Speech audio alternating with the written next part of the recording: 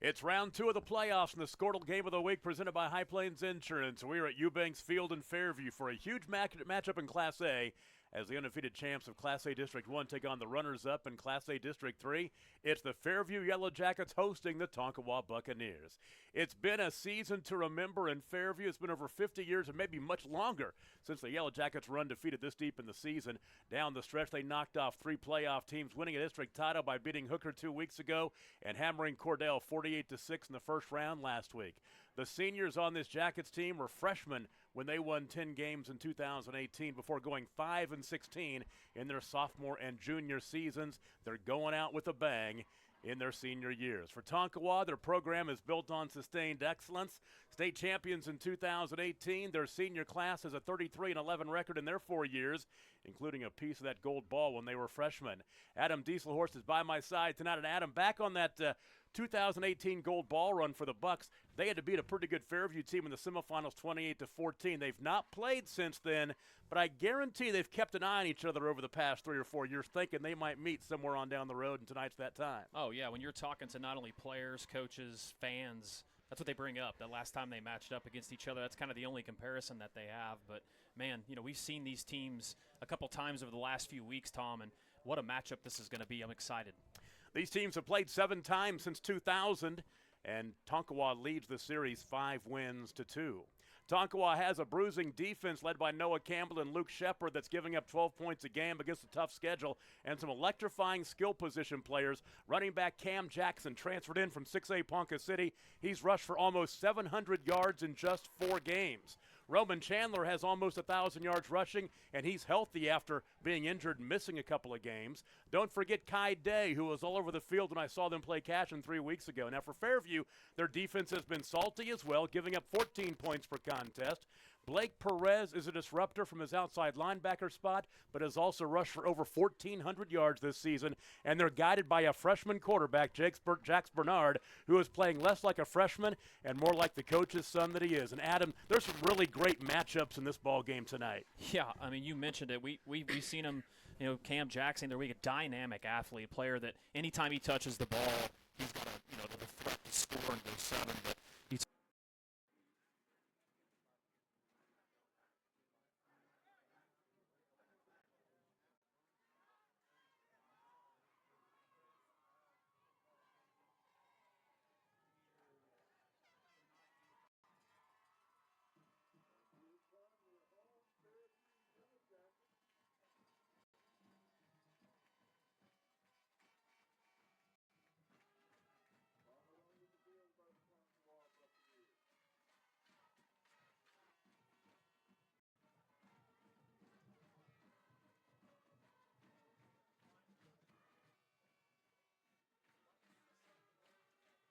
The FFA has been helping our children through agriculture to grow into responsible adults.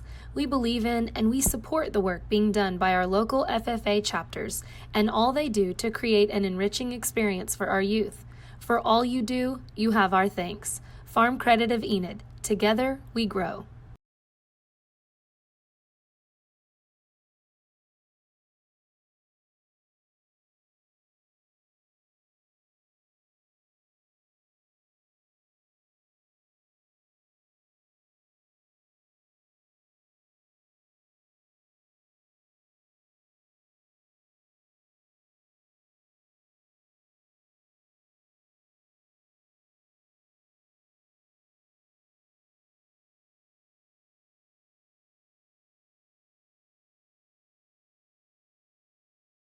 Is your school or booster club looking for ways to fundraise? Let Downtown Threads create a custom website to showcase all your school apparel. You pick the design and the garment, we do the rest. We will handle all the payments and cut you one check when the website is closed. Call today, 580-237-7060. Downtown Threads, proudly supporting all local high school athletes. At Bellamy & Company, we know agriculture. Every day we actively value, market, and sell farmland and farm equipment. We also provide comprehensive insurance products for crops, farm equipment, and farm liability. This provides us a true understanding of the rural way of life, resulting in a better service for our customers. There is a difference. We'd be honored to show you. Find out more at callbellamy.com. That is callbellamy.com. OK Bit Service Inc. has been providing quality service and products to the petroleum, water, and mining industries for over 35 years. We provide high-quality tricones, reamers, and PDC bits to water well, mining, geothermal, oil and gas, and directional boring and construction companies nationwide. Contact OK Bit today.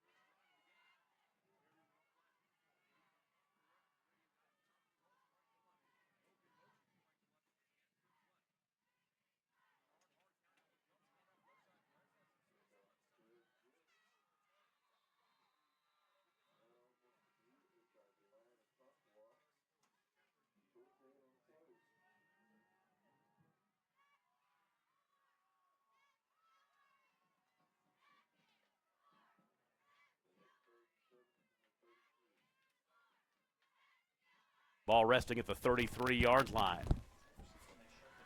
Glad to have you with us on the Squirtle High School football game of the week, brought to you by High Plains Insurance. 3rd down and 7 for the second time on this drive. They were able to convert it last time, the 3rd and 7 hookup to Isaiah Burris. And look for him to go to Burris here again. Out in the right side where he was last time, and Bernard will roll to his right, looking to Burris. Out pattern, ball is intercepted. Is it picked off the carom? It is. It looked like it hit the ground first. They're going to give it to Tonkawa. The pass is intercepted. I thought the ball hit the ground there, but obviously the official was standing right in front of it, so he could see it probably a little better than I could from 300 feet up here.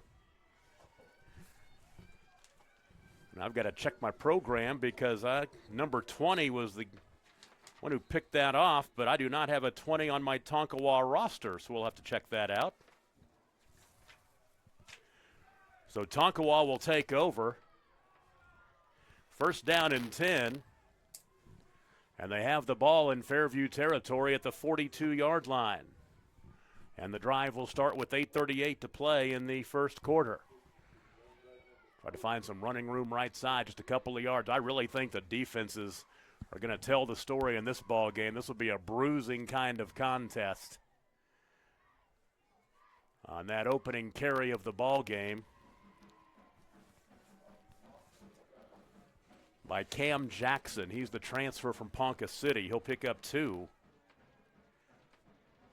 It's now 2nd down and 8 from the 40. Quarterback is Ryan Morgan, 61 of 103 passing for 1,070 yards, 10 touchdowns and 6 interceptions. Nothing doing in the backfield that time, as tracking him down behind the line of scrimmage is Brant Strader. He'll lose about, I'll say, no gain on the carry. That'll bring up 3rd down and a long 8. So a chance for Fairview to get a stop here, get a 3 and out. Although with the ball in Fairview territory, Tonkawa might decide to go for it depending on what happens right here. We're going to apologize for any of the fans that are out there. We're having some audio issues early on. So high formation. Back to throw. This time is Morgan. Now he's rolling to his left. Sees a bit of a seam to the sideline, but he will not get near the 1st down. Down to the 36-yard line as he was tackled by Braden Mason. So he'll pick up 4, but that will bring up 3rd down and 4. And I would imagine at 3rd and 4, they'll probably go for it at this position on the field. That was good coverage there by Fortune that time on the route. They only had one guy out on a route that time, which is kind of interesting on 3rd and long. But a good job there by Morgan to tuck it down and get some yardage to make it manageable for 4th down. Big play in this ball game. It is 4th down and 4. Ball resting at the 36-yard line. Morgan from the gun. Right side ball caught. That's Kai Day with the catch. Enough yardage for the 1st down to the 30-yard line. Kai Day makes his 20th catch of the season, gain of 6. And Day was the kid. Obviously, we talked about him in the intro of this game. He was a kid that made a lot of plays in that cashing game. The last game that we covered, has got a lot of speed, a good route there by him. He's the leading receiver on this Buccaneers team. They don't throw it a whole lot, 100 plus times in the season so far, but that's his 20th catch for about 360 yards receiving. 1st down and 10 from the 30-yard line as the drive continues. Hand off to Jackson right side. He nearly stepped out of a tackle and headed to the end zone, but he'll gain about 10 or 11 yards. You know, that's actually Roman Chandler. They've got that Jackson was Chandler, playing you're fullback. right. That was for Roman Chandler and not Cam Jackson. So they've got Chandler the gain down to the 20-yard line. He'll pick up 10, yeah. It's kind of interesting. You notice that they're lining up Cam Jackson at fullback, and they've got Chandler at tailback, which you get both of the kids on the field. You know, look for him to run some trap game stuff, I'm guessing, with Jackson, but you like to get him in space with his speed. Well, Big Ben Welch, the Tonkawa radio guy, told me they wanted to get both of them on the field at the same time, and they are doing just that. Not a whole lot right there. As that was Cam Jackson picking up a couple. Down to the 18. You know, we saw them, try to find different ways to utilize both of them in the cashing game, and it kind of felt like in the second half, Cam Jackson did get more of the carries, but interesting playing him at fullback and having Chandler at tailback. We'll see kind of how this unfolds. It makes it difficult for Fairview, though, having to stop both those guys in the backfield. 2nd down and 8. And counter. There you go, and there is Chandler. Makes a man miss and spills inside the 15-yard line. They'll mark him down to the 12 as he picks up 6. And Roman Chandler, when that cashing game, he'd just come off of an injury, and he was slowly working his way back in. And that's why Cam Jackson, they used him a lot when he first got eligible. Now they got both weapons healthy. 3rd down and 2 from the 12-yard line. And to Chandler again. He'll try to slide toward the stick. And did he get it? I think he did. He needed to get inside the 10. They're going to mark him just inside the 10-yard line at the 9, give him 3, and move the chains. 1st down. Well, this is the kind of drive that you see from Tonkawa. It's they don't mind slowing this game down and limiting the amount of possessions. Fairview really needs to get a stop here. Here comes the 10th play of the drive. This drive started at the Fairview 42-yard line after the interception.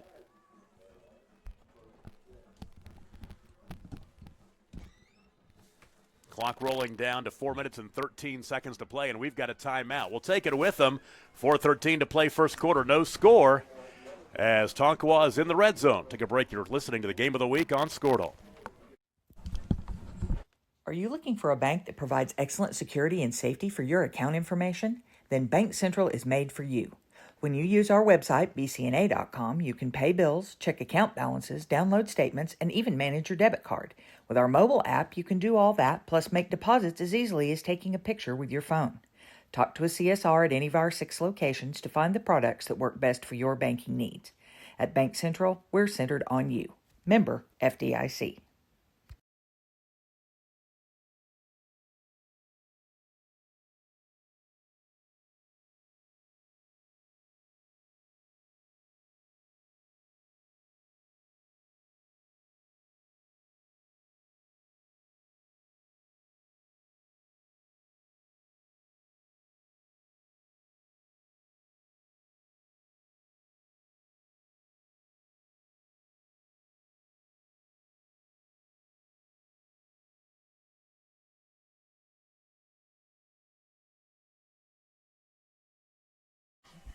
He's still in there. First down and 10 from just inside the 10. Actually, they're going to mark it just outside the 10. They can get a first down inside the 1-yard line. Coming out of the timeout, pitch left side. Chandler tries to get to the edge. He turns it up to the 5 and into the end zone. Touchdown, Tonkawa. And the Buccaneers score first on a 10-yard touchdown run. Yeah, it's a situation, too. Obviously, Chandler's got a lot of speed out of the backfield, too, as well. It's kind of pick your poison, right? And obviously tossed to this wide side of the field. Good play call there by Tonkawa. For Roman Chandler, that puts him over 1,000 yards rushing on the season. He came in with 986, and that is his 8th rushing touchdown of the season. Brendan Ochoa will attempt the extra point. 4:07 to play in the first quarter. The kick is on the way, high and through the uprights and good. Nope, no good. He missed it wide right. Looked more impressive than I guess it was. 4:07 to play in the first quarter. Tonkawa 6, Fairview nothing. And you're watching the Game of the Week on Squirtle, brought to you by High Plains Insurance. Electricity. That's what we've been about since 1936. Since then, Cimarron's mission of bringing electricity to its members has been nothing short of successful. But over the years, it's become more than that. It's about powering our neighbors' heating in the winter, keeping the lights on at the ball field, and keeping your phones charged to capture those special moments. We are proud to be part of your community. Thank you for being part of Cimarron for all of these years.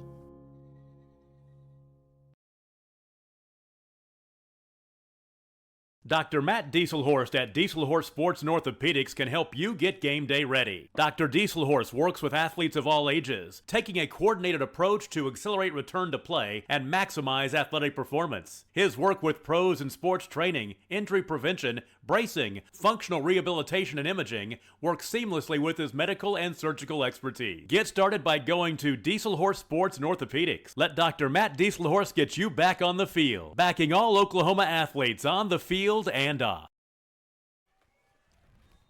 After the turnover, Tonkawa scores in a 9-play, 42-yard drive in 4 minutes and 31 seconds as Roman Chandler with the 10-yard run, and now the kick trickles back inside the 10-yard line, and Fairview is going to have horrible starting field position right here. Well, that's the same thing that happened on the last kick. They kind of bobbled it there. You know, that's one thing to look out for. You know, Burris has been out for a while because he was injured. I believe he played a little bit in last week's game, but I think this is the full game to see him with full action. You know, when you haven't played in a while, it makes it tough, you know, seeing that ball and different things like that. So it'll be interesting to watch that. So the drive will start at the 8-yard line. So Fairview down already 6-0. They got their backs against their own end zone. The drive will start with 4:06 to play in the first quarter.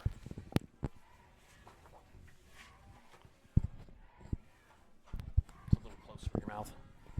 Very good. First down and 10 from the 8.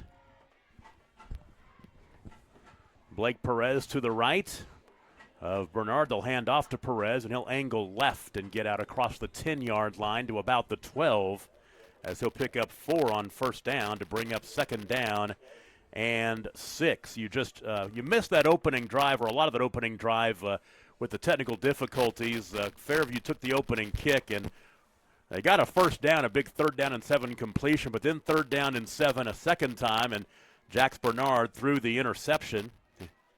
It was his 5th interception of the season. Intercepted by Chaz Slavens. Didn't have the name when he did it. Now we do. It's Chaz Slavens. Now Bernard throws it away as he was rolling to his right and being chased back toward his end zone. So that'll bring up 3rd down and 6.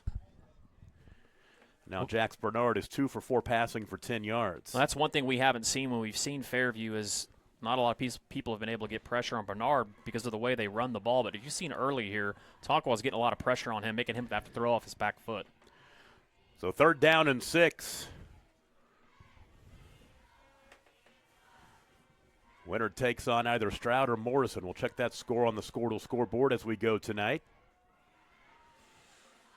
Week 2 of the high school football playoffs across the state of Oklahoma. Best time of the year. Restarting the play clock. Started at 40 and tick it down.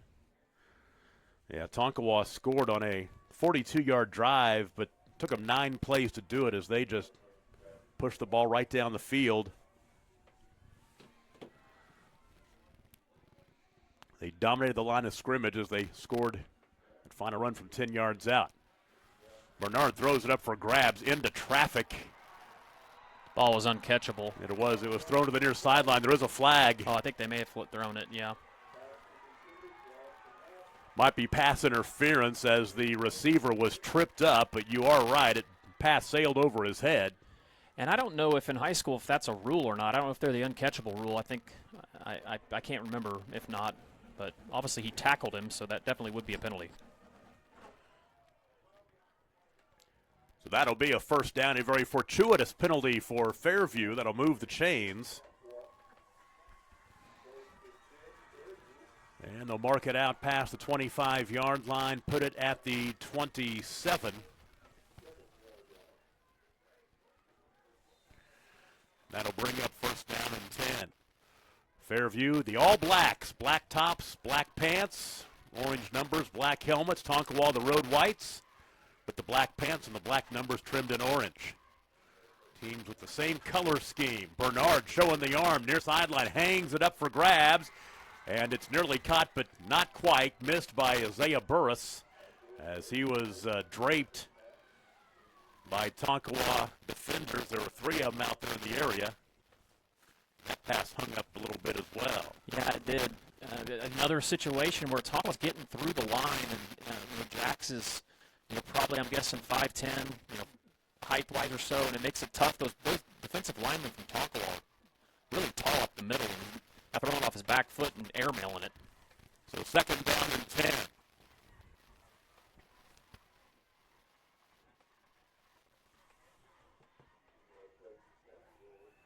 Set the screen pass up. Nice play call. Ooh, good cat coverage. Yeah, great job by Tonkawa to stay home, and Perez will pick up a few yards out across the 30-yard line to the 32, picking up 5.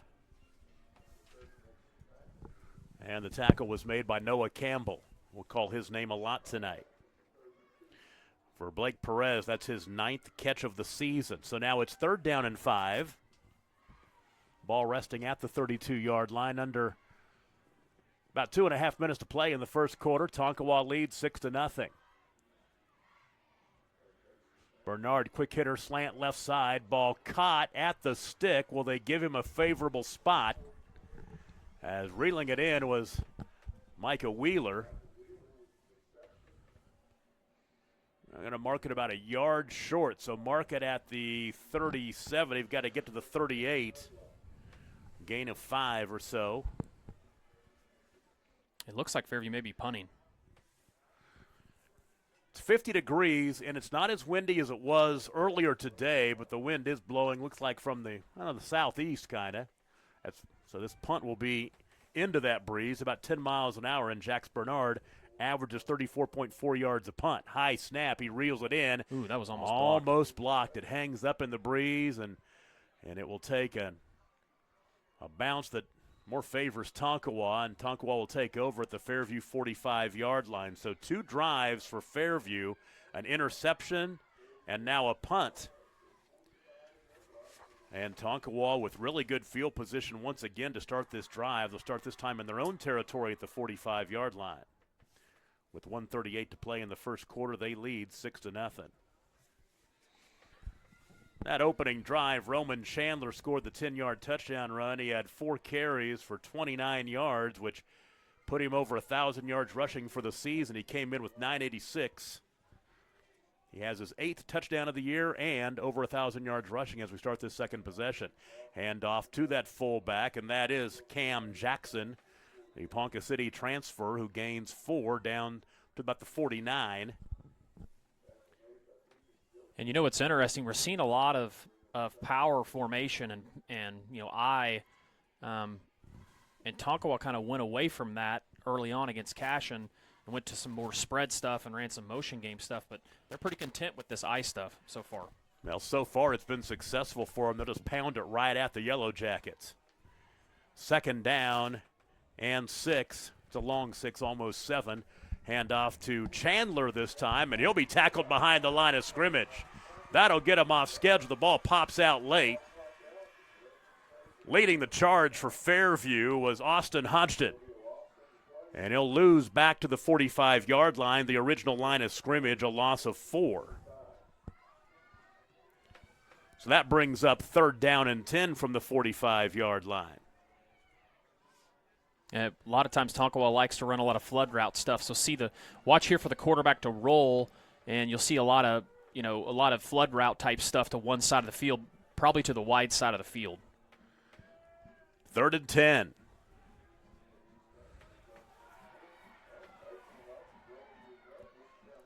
Ball caught just shy of the stick and diving for the stick near the first down. That's a great second effort to get. They'll make it interesting. I think they're going to spot it just a little bit short.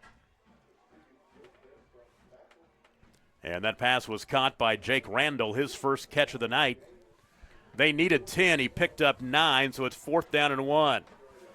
It's a big down here because obviously you know Tonkawa is going to be going for it here with just 1 yard to go. Fairview really needs a stop here because the last thing you want is to obviously Tonkawa just kind of continue to what they want to do, run this clock. How much time is left? 8 seconds left in the first quarter. This will most likely be the final play of the first quarter. Up under center. That eye set. Give it to Chandler, and he will make second. Oh, it's going to be close. I thought he had a second effort that got him across the line, but they're going to mark him shy of the 45. It'll be close. The line of scrimmage originally was the 45-yard line where the drive started, which means they should have to get past the 45. The ball is sitting shy of the 45-yard line. It sure is, yeah. It looks like it's going to be about 3 inches short. This could be a huge moment in this ball game early on. They'll stretch that chain. Didn't get it. Big stop by Fairview. Fairview with the stop.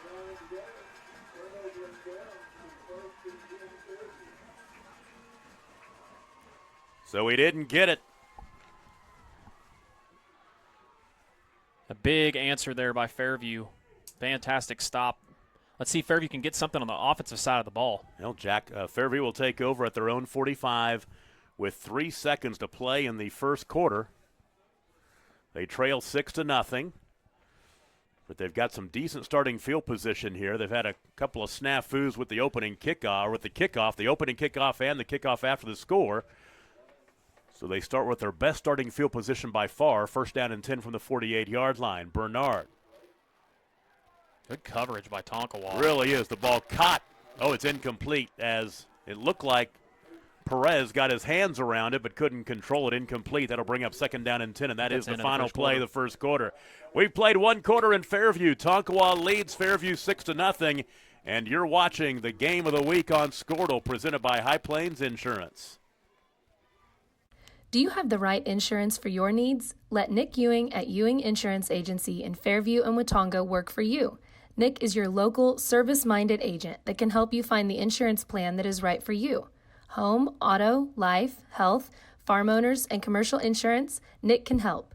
Visit Nick Ewing of Ewing Insurance Agency at 106 North Main in Fairview and 401 North Clarence Nash Boulevard in Watonga. Proud to support all of our area student athletes. The High Plains Insurance Agency takes pride in keeping up with many changes in the crop insurance industry and keeping their insurers informed of these changes. The goal is to help each farmer customize their crop insurance to meet their needs. Thanks for your continued business. And remember, call Amy, Carissa, or Danny at High Plains Insurance in Medford and Loyal at 580-395-2447 or toll free at 1-800-346-4056 for a quote today. Why be a ranger? At Northwestern, with small classes, you can be seen. With over 40 programs from business to nursing, you can be career-driven. With a campus home away from home. What's that for? First play of the second quarter is a run by Brenner Fortune, as he'll get the ball across midfield down to the Tonkawa 49-yard line, picking up 6.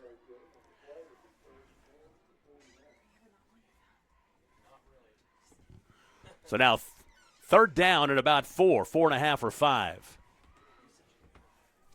As Fairview is in Tonkawa territory for the first time tonight. Just across midfield at the 49. From the gun, Jax Bernard. Looks left, ball off through the hands of Micah Wheeler. Incomplete, so now 4th down and 5, and Fairview will have to punt. Now it's a field position game. Jax Bernard would love to get off a good punt right here with the breeze and put Tonkawa back on their heels a little bit. Tonkawa has won the field position war so far in this one. Check some of the scores on the Squirtle scoreboard. Stroud and Morrison still scoreless as we go to the second quarter. Morrison tonight, the winner of that game, takes on the winner of this game. That was a heck of a punt. That is a nice punt. Let's see what kind of bounce it takes. It will take a bounce into the end zone, and Tonkawa will take over 1st down and 10 at the 20-yard line.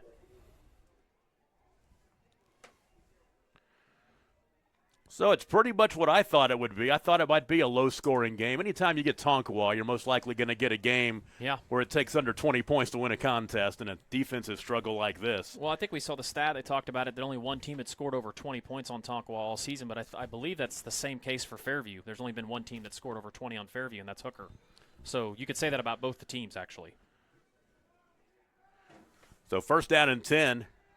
11:06 to play in the first half. Tonkawa has the football and a 6-0 lead.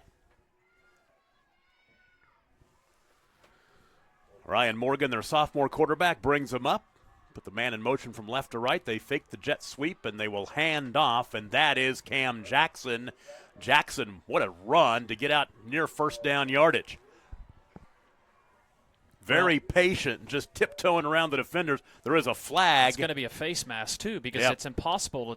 Tackling him in the open field, that's why, obviously I'm not questioning anything that Tonkawa's doing, but, man, getting that kid out in space is just difficult for teams at this level or any level to be able to tackle him in space.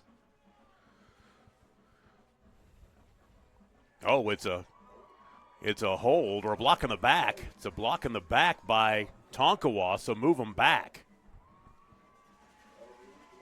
So that will set them back to the, let's say, going to mark it off.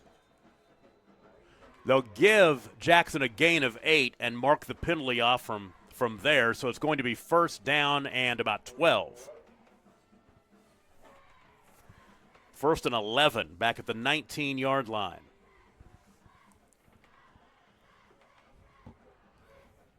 Gonna hand it to him again. And he busts into the secondary, and he'll get 1st down yardage and a little bit more. Cam Jackson jumps up. He's fired up. And that time even, too, if you're Fairview, you did a good job at the point of attack, but he just slid through a little gap, and that's what we saw him do before. You better be very sound tackling when he's carrying the ball. That's a 14-yard run by Cam Jackson. I talked about the fact that I remember him playing for Ponca City when Ponca City played Enid last year. And he was a very good player at the 6A level. And so you would think that'd translate pretty well to the Class A level, and it has. So 1st down and 10 now from the 33-yard line. And they'll hand off to him again. That time they stopped him. They did. They got the push. He didn't get back to the line of scrimmage. Then they gave him forward progress to the line of scrimmage. There was nothing there. 2nd down and 10. Be also interesting to see how Tonkawa incorporates the day kick, because the last game we watched, they started using him a lot in the run game stuff too, which makes it even more difficult to be sound against them defensively. So 2nd down and 11.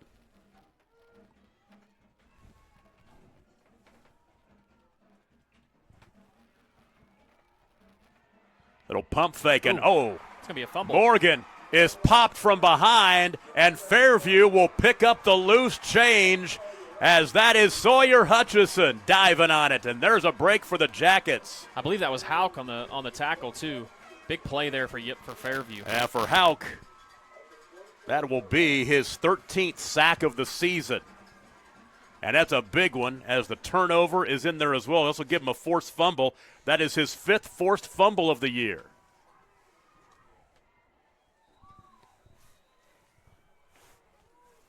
You move your seat. So Fairview takes over, 1st down and 10 in Tonkawa territory at the 24-yard line with 9:14 to play. Perez has it left side, not much there. This is going to be one of those games. It's going to be a turnover that gives the ball to either Fairview or Tonkawa in good field position. That could be the difference in this one, as you got a couple of defenses here that can lay some lumber. Gain of 2 on the carry by Perez that time. That's his 5th carry of the ball game for 9 yards.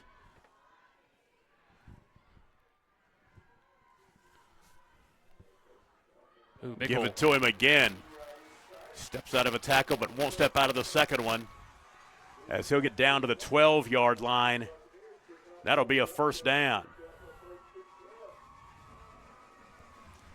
And they can get a 1st down inside the 2.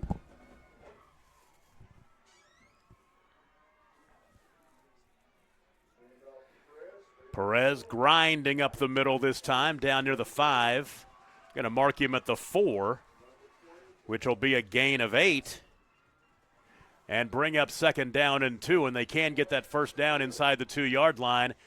And I believe Tonkawa wants to burn a timeout. They want to slow down this push by the Jackets.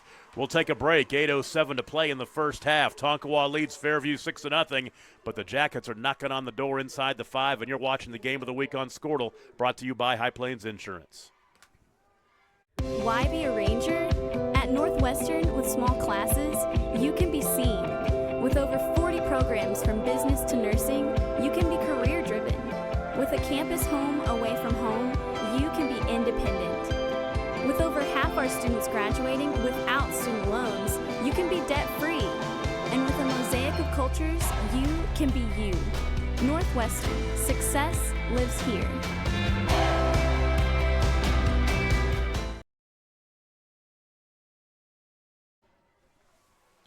Tom Nelson, Adam Dieselhorst back with you at Eubanks Field in Fairview. 8:07 to play in the first half. Tonkawa leads 6-0, but Fairview looks for the equalizer. 2nd down and about 1 from the 4-yard line. They can move the chains and get a 1st and goal situation inside the 2. Jax Bernard, the quarterback. Now they'll blow the play dead as it gets off. And this could set Fairview back a little bit. Got a false start. Yep. So move them back 5. And 2nd down and 1 will turn into 2nd down and 6.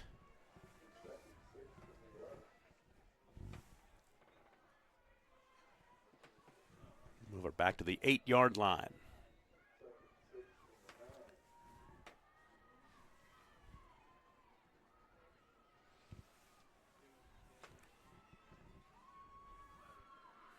Brenner Fortune split wide to the left. That's where they like to go to Hauk. Yeah, they're going to the big guy. You're right, the tight end, Hauk, flashing out left side, incomplete. Nice call. It'll bring up 3rd down and about 6. I like that play call there, too. The ball's just sailed just a little bit on him. We've seen Hauk make some pretty acrobatical catches over the last couple of games, but that would have been a tough one there. Jax Bernard early on, 4 of 11 passing for 20 yards and an interception.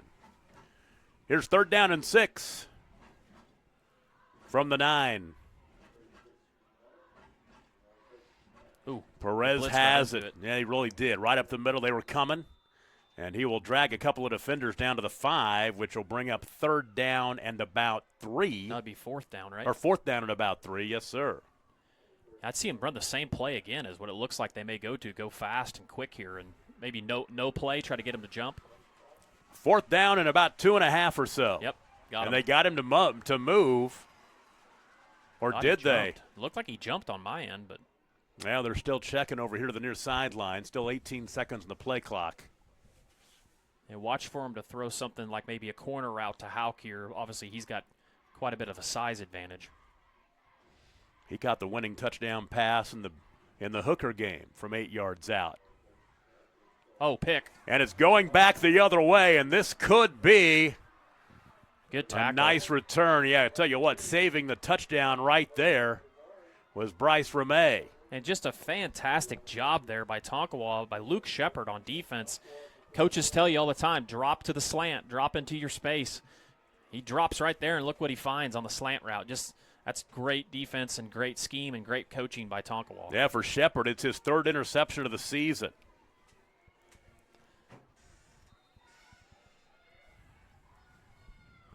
Once again, we see Fairview making mistakes. Obviously, when you in a game like this, they're lucky to be just down 6-0, but that fumble the last possession helped, but they really need to get a stop here, obviously. Drive will start with 7:06 to play in the first half. And on first down, that's Roman Chandler. And you're right, he nearly busted that one for big yardage. That's just a simple block down kick out concept that they're running there. They've got you outnumbered on this side of the field, and before even somebody can get over, a lot of times it's a safety or a backside linebacker that can make that play. They're seeing something up top that they like about Fairview's front when they're running that play. 2nd down and 2. Up under center is the quarterback, Ryan Morgan. I formation, 2 wide to the left and a tight end right. They'll hand off this time. It's Chandler again, and Chandler gets first down yardage across the 40-yard line. They'll say he was down back at the 41, gaining 3. That's the thing, one time, too, is if you're too aggressive up front with your defensive line, sometimes teams like Tonkawa, when they're running a lot of counter-action type stuff, they can use that to your disadvantage. And that's kind of what we're seeing here with Tonkawa, these last few running plays that they've run. Checking the scoreboard, Ringling shutting out Minko 18-0 now. That ball game in the second quarter. Had a wrong score on that a little while ago. First down and 10 for the Bucks. Pitch left. Chandler tries to get to the edge. Good job. And he's pushed out of bounds, actually tackled over there on the far sideline. Clock should keep rolling. No gain on the play. They did a great job of stringing that play out. I think that was Strader that time on the edge coming up from his safety position. Turning it up that time, Chandler is tripped up behind the line of scrimmage. And give credit to Isaiah Burris making that play. Loss of 3 brings up 3rd down and 14. So the ball back to the 23-yard line. 3rd down and long, a great opportunity for Fairview to get a stop here as they've got Tonkawa off schedule. Under 4 to play in the first half, and Tonkawa leads 6-0. Low-scoring ball game.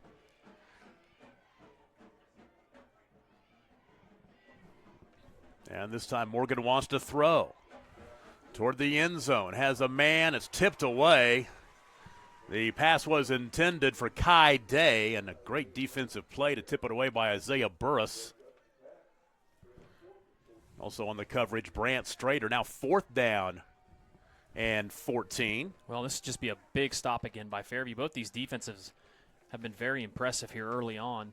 Obviously, the mistake by Tonkawa right after the big, long play of getting a 5-yard penalty did not help them a bit, but we got a timeout, it looks like. That was Ryan Morgan's first incomplete pass. He's now 3 for 4. Timeout, we'll take it with them. 3:42 to play first half. Tonkawa leads 6-0. It's the game of the week on Squirtle, brought to you by High Plains Insurance. For generations, the FFA has been helping our children through agriculture to grow into responsible adults. We believe in and we support the work being done by our local FFA chapters and all they do to create an enriching experience for our youth. For all you do, you have our thanks. Farm Credit of Enid. Together, we grow. Is your school or booster club looking for ways to fundraise? Let Downtown Threads create a custom website to showcase all your school apparel. You pick the design and the garment, we do the rest. We will handle all the payments and cut you one check when the website is closed. Call today, 580-237-7060. Downtown Threads, proudly supporting all local high school athletes. If you're just joining us, Chaz Slavens picked off Jax Bernard, the opening possession of the ball game for Fairview. It set up Tonkawa first and 10 at the Fairview 42-yard line, and they took it in from 9 plays, 42 yards in 4 minutes and 31 seconds as Roman Chandler scored from 10 yards out. Extra point kick was no good. That's the only scoring in the ball game. Happened with 4:07 to play in the first quarter. It is now 4th down and 14 for Tonkawa at the Fairview 23-yard line. Throw back the other way. Ball is knocked down. Incomplete. Fairview will take over. And Fairview had that red all the way. Pass intended for Roman Chandler. And the Jackets will take over. That's a play we've seen Tonkawa run. They ran that same play, a concept similar to that against Fairview, or against Cashin a couple weeks ago, and Fairview obviously had that scouted out. So the drive will start for the Jackets first and 10 on their own 23-yard line with 3:35 to play. In our first half here at Eubanks Field in Fairview. The Jackets 11-0 on the season. Ran through their district unscathed, trying to move on to the next round in front of the home folks here tonight. But boy, I tell you what, Tonkawa is a pretty big bite to chew on a little bit as that pass is complete. And there's some really interesting scores in Class 6A Division I. Jinx and Mustang are tied at 3 in the second quarter, and Union leads Broken Arrow 3-0. Not a lot of scoring going, like a baseball scores. That pass was complete to Isaiah Burris for a gain of 6. Jax Bernard had thrown 4 straight incompletions, including a pick before that completed pass. 2nd down and 4. Under 3 minutes to play in the first half. Hand off to Perez. He busts into the secondary. Has some running room. He's tripped up at the 40. Nice run from the 27. We'll take it back from the 30-yard line to the 40. He'll pick up 10.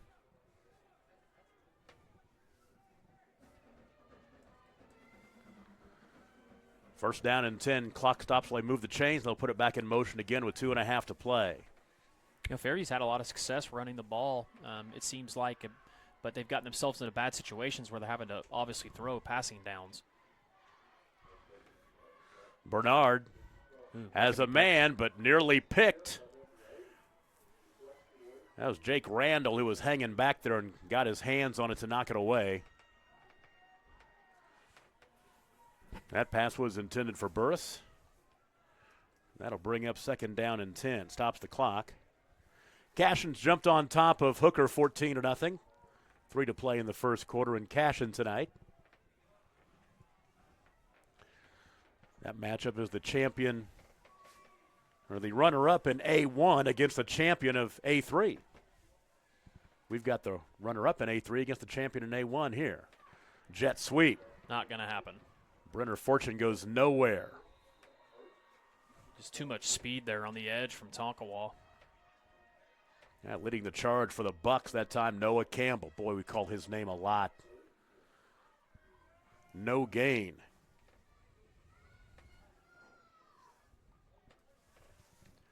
That'll bring up 3rd down and 10. Tonkawa will get the football to start the second half.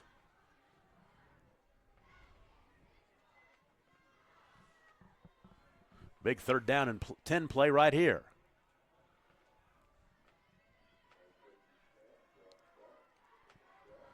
Has a man right side. Good First ball. down. That's Brenner Fortune across midfield to the 45. That was a good pass and catch there by Bernard and Fortune. It's a gain of 15. For Fortune, his 21st catch of the season. First tonight. 1.5 minutes to play. Fairview now in Tonkawa territory.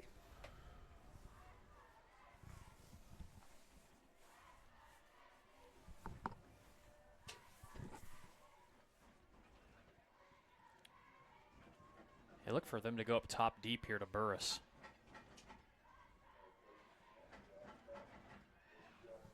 Going deep, has a man. Oh, man. Could not quite run under it. Looking for Brenner Fortune. So that'll bring up 2nd down and 10 as they're going for the downs right there. We talked about Fairview's season 11-0, but boy, they had a couple of close calls. They played Alva, led 18-0 at the half. Alva came back and took a lead late, but then it was Blake Perez scoring with about 2 minutes left, and then Fairview had to hold off a goal line stand to hold Alva out of the end zone to win that ball game 26-19. In the game we saw a couple of weeks ago, and Hooker, 92-yard touchdown pass to grab the lead with 2 minutes to play, but Fairview put together a 70-yard drive, and touchdown pass from Bernard to Hauk was the difference in the contest. There's a long pass downfield, incomplete. That one was intended for Burris. And on the coverage, Jake Randall. Now 3rd down and 10. That's what's bad when you go deep right there. Now you've got 3rd down and long, of course. Well, I don't know. I think you punt it away here because I would say if it's 4th and 10, punt it away and go into halftime hopefully down just 6-0. Is it 3rd down, though? It's 3rd down right now, Yeah. but if they don't get it here Sure. on 3rd down and 10, yeah. So they've got one more chance to try to move the chains here. Well, they've had a lot of middle of the field seems to be pretty open with how Tonkawa's playing coverage. So look for Brenner over the middle. Look to the near side. Ball caught for the 1st down. That's Wheeler with the catch. Move the chains and stop the clock down to the 31. A good pass there by Bernard. Needed 10. Got 14 for Wheeler. That's his 2nd catch of the night. 15th catch of the season, over 200 yards receiving this year. So 1st down and 10 from the 31, 1:13 to play.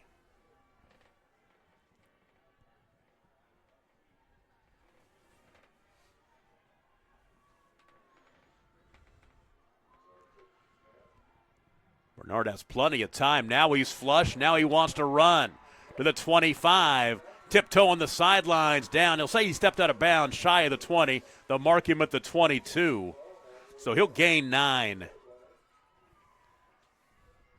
His first carry of the night. Here comes the 10th play of the drive.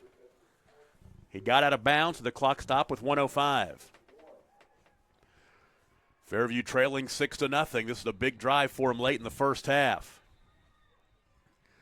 And a timeout. We'll take a break. 1:05 to play in the first half. Tonkawa leads 6-0. It's the game of the week on Scordo, brought to you by High Plains Insurance. At Bellamy & Company, we know agriculture. Every day we actively value, market, and sell farmland and farm equipment. We also provide comprehensive insurance products for crops, farm equipment, and farm liability. This provides us a true understanding of the rural way of life, resulting in a better service for our customers. There is a difference. We'd be honored to show you. Find out more at callbellamy.com. That is callbellamy.com. OK Bit Service Inc. has been providing quality service and products to the petroleum, water, and mining industries for over 35 years.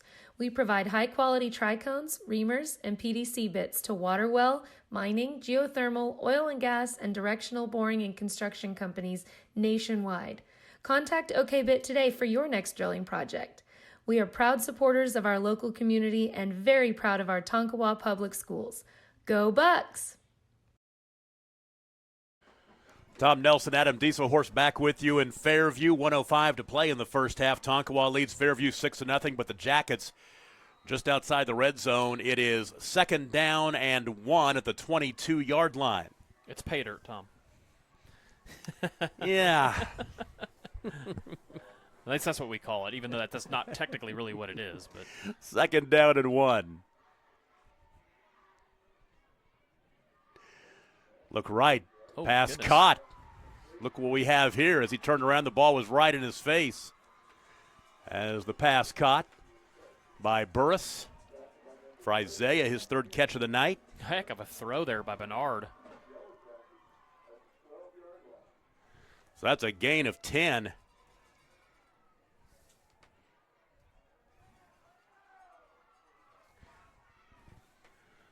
And 1st down and 10. Now they can get a 1st down inside the 5. Fade route. Two Ball's defenders Good over there, catch. but it's caught. Touchdown, Austin Hauk. Great job there by Hauk, stepping in front of it. A fantastic answer by Fairview. For Hauk, it's his 8th touchdown reception of the season. That one from 12 yards out.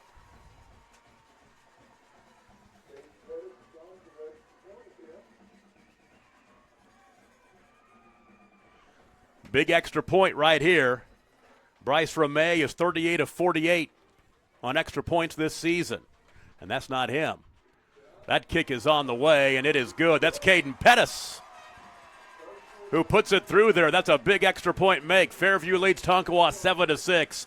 34 seconds remaining in the first half. We'll take a break. You're watching the Game of the Week on Squirtle, presented by High Plains Insurance. Are you looking for a bank that provides excellent security and safety for your account information? Then Bank Central is made for you. When you use our website, bcna.com, you can pay bills, check account balances, download statements, and even manage your debit card. With our mobile app, you can do all that, plus make deposits as easily as taking a picture with your phone. Talk to a CSR at any of our 6 locations to find the products that work best for your banking needs. At Bank Central, we're centered on you. Member FDIC.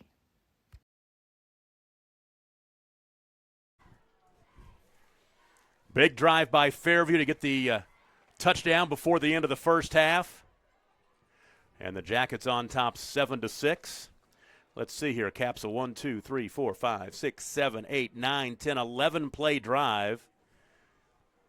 They went 77 yards. And they did it in 3 minutes and 1 second. And it was Jax Bernard to Austin Hauk.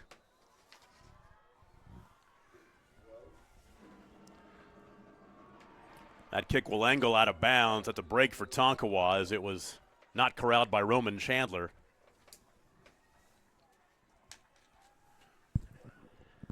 Well, what an answer by Fairview.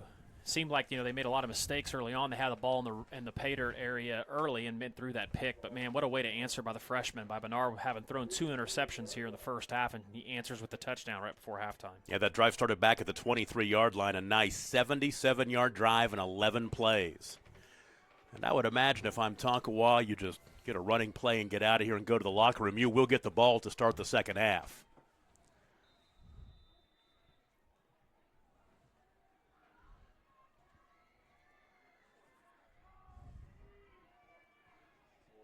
Now pitch it to the far side, trying to find some running room. That's Jackson. He fumbles it, and it's dived on by Kai Day. I think Kai Day saved the day. I think there was a flag. There's going to be holding on the play, looks like. It was a nice gain. Out to the 33-yard line from the 20 by Cam Jackson, but then he had the ball popped free late.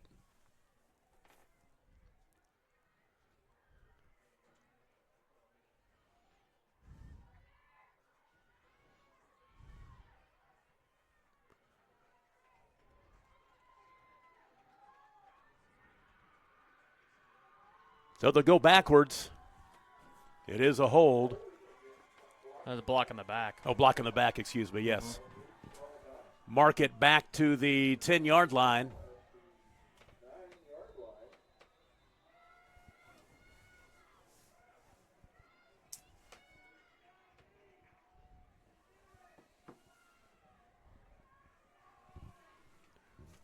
With just 14 seconds to play in the first half. Set the screen pass up and threw it behind the intended receiver, Jackson, incomplete. I'm a little surprised that they're doing this. Yeah, because they're going to be getting the 10-yard line. They're going to be getting the ball back to start the second half. So now it'll be second down and 17. Even really the running play, the first pitch play they ran is pretty risky by, getting the ball out of the quarterback's hand into the tailback. Tonkawa with no timeouts remaining, 6 seconds to play. This most likely will be the final play of the first half. He'll take a knee and will go to the locker room. Tonkawa scores early, Fairview scores late. Fairview gets the extra point, and that's the difference in this ball game. The Jackets lead the Bucks 7-6. We'll take a break and be right back. Your halftime show begins, brought to you by Pioneer Tech. Are you looking for a bank that provides excellent security and safety for your account information? Then Bank Central is made for you. When you use our website, bcna.com, you can pay bills, check account balances, download statements, and even manage your debit card. With our mobile app, you can do all that, plus make deposits as easily as taking a picture with your phone. Talk to a CSR at any of our 6 locations to find the products that work best for your banking needs. At Bank Central, we're centered on you. Member FDIC. Electricity, that's what we've been about since 1936. Since then, Cimarron's mission of bringing electricity to its members has been nothing short of successful. But over the years, it's become more than that. It's about powering our neighbors' heating in the winter, keeping the lights on at the ball field, and keeping your phones charged to capture those special moments. We are proud to be part of your community. Thank you for being part of Cimarron for all of these years. Dr. Matt Dieselhorst at Dieselhorst Sports and Orthopedics can help you get game day ready. Dr. Dieselhorst works with athletes of all ages, taking a coordinated approach to accelerate return to play and maximize athletic performance. His work with pros in sports training, injury prevention, bracing, functional rehabilitation, and imaging works seamlessly with his medical and surgical expertise. Get started by going to Dieselhorst Sports and Orthopedics. Let Dr. Matt Dieselhorst get you back on the field, backing all Oklahoma athletes on the field and off. Do you have the right insurance for your needs? Let Nick Ewing at Ewing Insurance Agency in Fairview and Watonga work for you. Nick is your local, service-minded agent that can help you find the insurance plan that is right for you. Home, auto, life, health, farm owners, and commercial insurance, Nick can help. Visit Nick Ewing of Ewing Insurance Agency at 106 North Main in Fairview and 401 North Clarence Nash Boulevard in Watonga. Proud to support all of our area student athletes. The High Plains Insurance Agency takes pride in keeping up with many changes in the crop insurance industry and keeping their insurers informed of these changes. The goal is to help each farmer customize their crop insurance to meet their needs. Thanks for your continued business, and remember, call Amy, Carissa, or Danny at High Plains Insurance in Medford and Loyal at 580-395-2447 or toll free at 1-800-346-4056 for a quote today. Why be a ranger? At Northwestern, with small classes, you can be seen. With over 40 programs from business to nursing, you can be career driven. With a campus home away from home, you can be independent.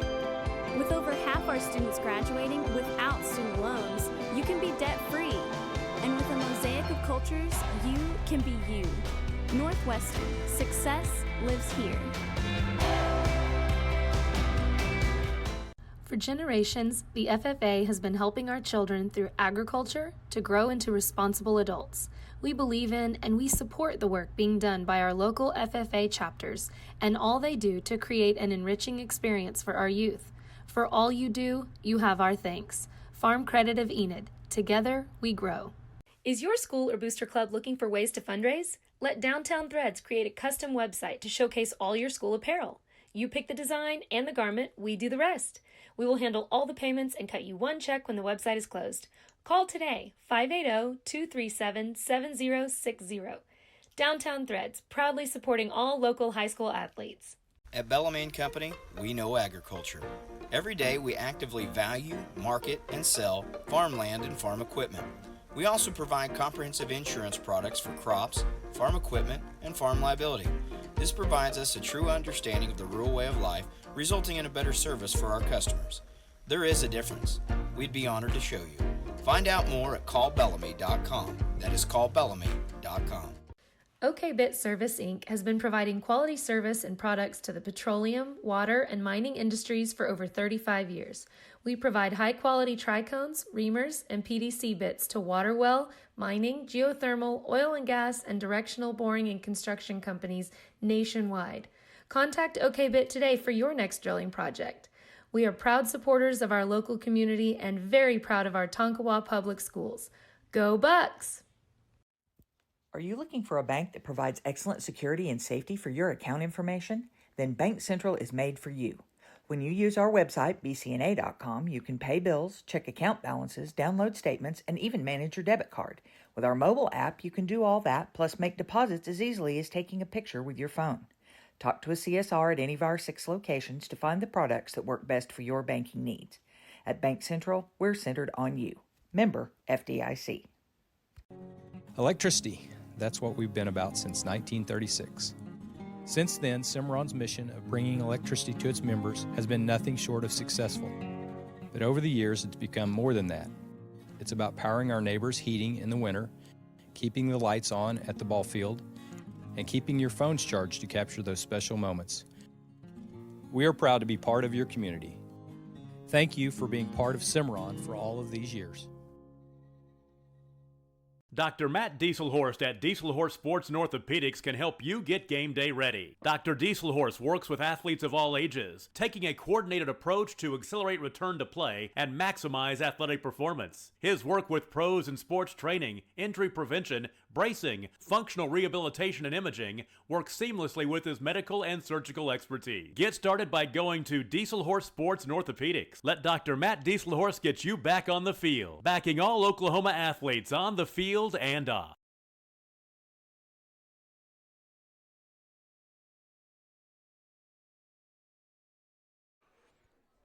Halftime in Fairview. It's the Pioneer Tech Halftime Show. Pioneer Tech in Ponca City. Go to info at pioneertech.edu to find out more information. Actually, go to their website, pioneertech.edu, and then if you have any questions, send those to info at pioneertech.edu. Halftime score, Fairview leads Tonkawa 7-0. The way the first half played out, Fairview took the opening kickoff and got a first down, but then on 3rd down and 7, Jax Bernard threw an interception off a deflection. Chaz Slavens with the pick, set up Tonkawa 1st down and 10 at the Fairview 42-yard line. They marched down the field 42 yards in 9 plays and scored in 4 minutes and 31 seconds as Roman Chandler took it in from 10 yards out. Extra point kick was missed wide right. That's going to be big. And with 4:07 to play in the first quarter, Tonkawa led 6-0. We had a series of empty trips, a punt for Fairview. Tonkawa goes forward on 4th down, comes up empty. Fairview punts again. Tonkawa fumbles. Fairview with an interception. Luke Shepard picked off Jax Bernard. And then Tonkawa comes up empty, goes forward on 4th down, down at the Fairview 23-yard line, giving the ball to the Jackets at their own 23 with 3:35 to play in the first half, and they go 11 plays, 77 yards in 3 minutes and 1 second. And it was a Jax Bernard to Austin Houck 12-yard touchdown pass, and then the difference in this ball game, the extra point kick by Caden Pettis, 7-6 the score. That touchdown came with 34 seconds to play in the first half, and that is where we stand, 7-6 our score. Fairview leads Tonkawa. Take a look at some of the numbers in this one. First of all, for Tonkawa, 20 rushes for 74 yards on the ground, leading the way. Roman Chandler, 11 carries and 38 yards. Cam Jackson, 8 carries, 32 yards. Ryan Morgan, 1 carry for 4 yards. Through the air, Tonkawa, Ryan Morgan, 3 of 6 for 36 yards. 6-yard completion to Kai Day, a 9-yard completion to Jake Randall, and a 23-yard completion to Noah Campbell. So 26 offensive plays for 110 total yards for Tonkawa in the first half. For Fairview, 12 rushes for 55 yards. Blake Perez, 9 carries, 39 yards. Brenner Fortune, 2 carries for 6. Jax Bernard, 1 carry for 9. Through the air, Jax Bernard is 9 of 20 for 77 yards, 1 touchdown pass, and 2 interceptions. Isaiah Burtis with 3 catches of 7, 6, and 12 yards. Brenner Fortune, a catch for 15. Austin Houck, 2 catches for 15, including the 12-yard touchdown.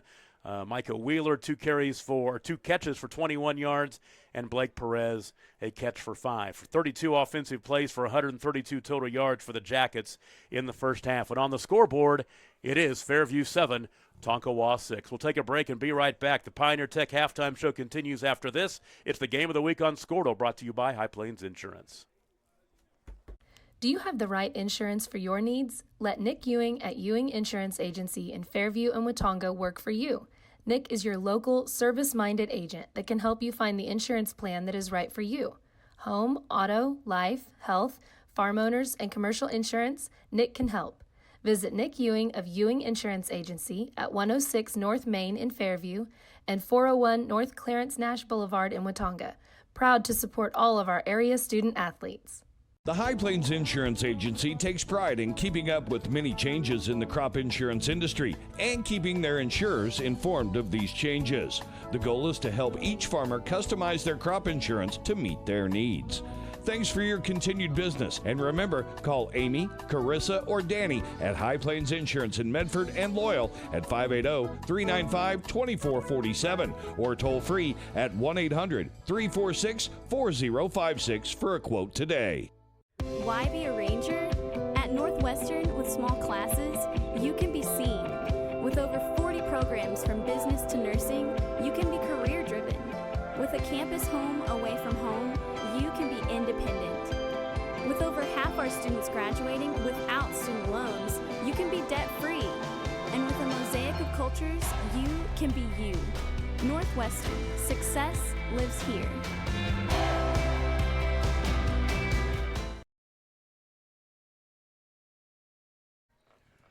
Welcome back to the Pioneer Tech Halftime Show. Fairview leads Tonkawa 7-6.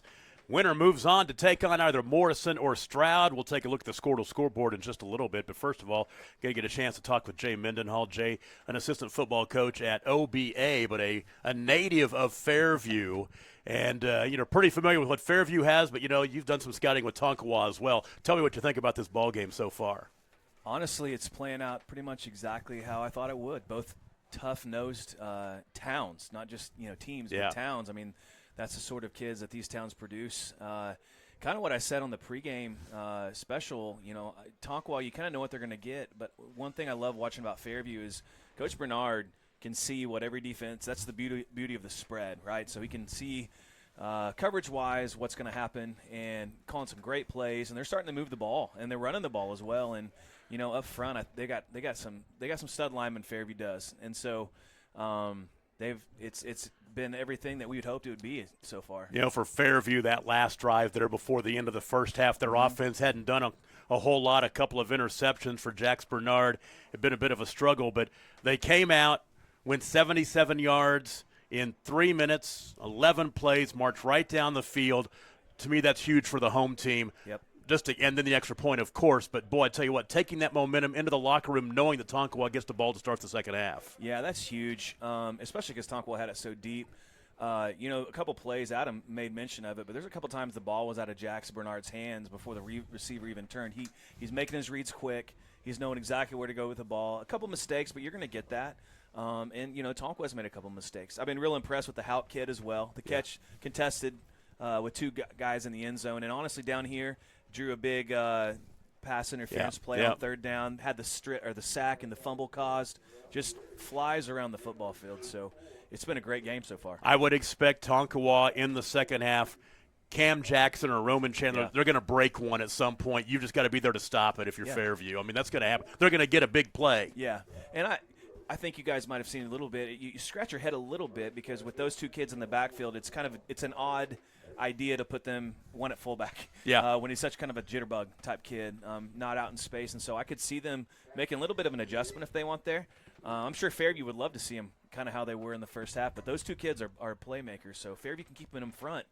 They can stay on top here and come out with a win. Yeah, we saw Luke Shepard at fullback a little bit there, the bigger kid, and I think we might see a little more of that in the second half of this one. Great commentary and great take, and we'll see what happens in the second half. All right, thanks, Tom. We'll take a break, Coach Jay Mendenhall, and halftime from Fairview brought to you by Pioneer Tech. We'll take a look at the Squirtle scoreboard when we come back. It's the Game of the Week on Squirtle, presented by High Plains Insurance. For generations, the FFA has been helping our children through agriculture to grow into responsible adults. We believe in and we support the work being done by our local FFA chapters and all they do to create an enriching experience for our youth. For all you do, you have our thanks. Farm Credit of Enid. Together, we grow. Is your school or booster club looking for ways to fundraise? Let Downtown Threads create a custom website to showcase all your school apparel. You pick the design and the garment, we do the rest.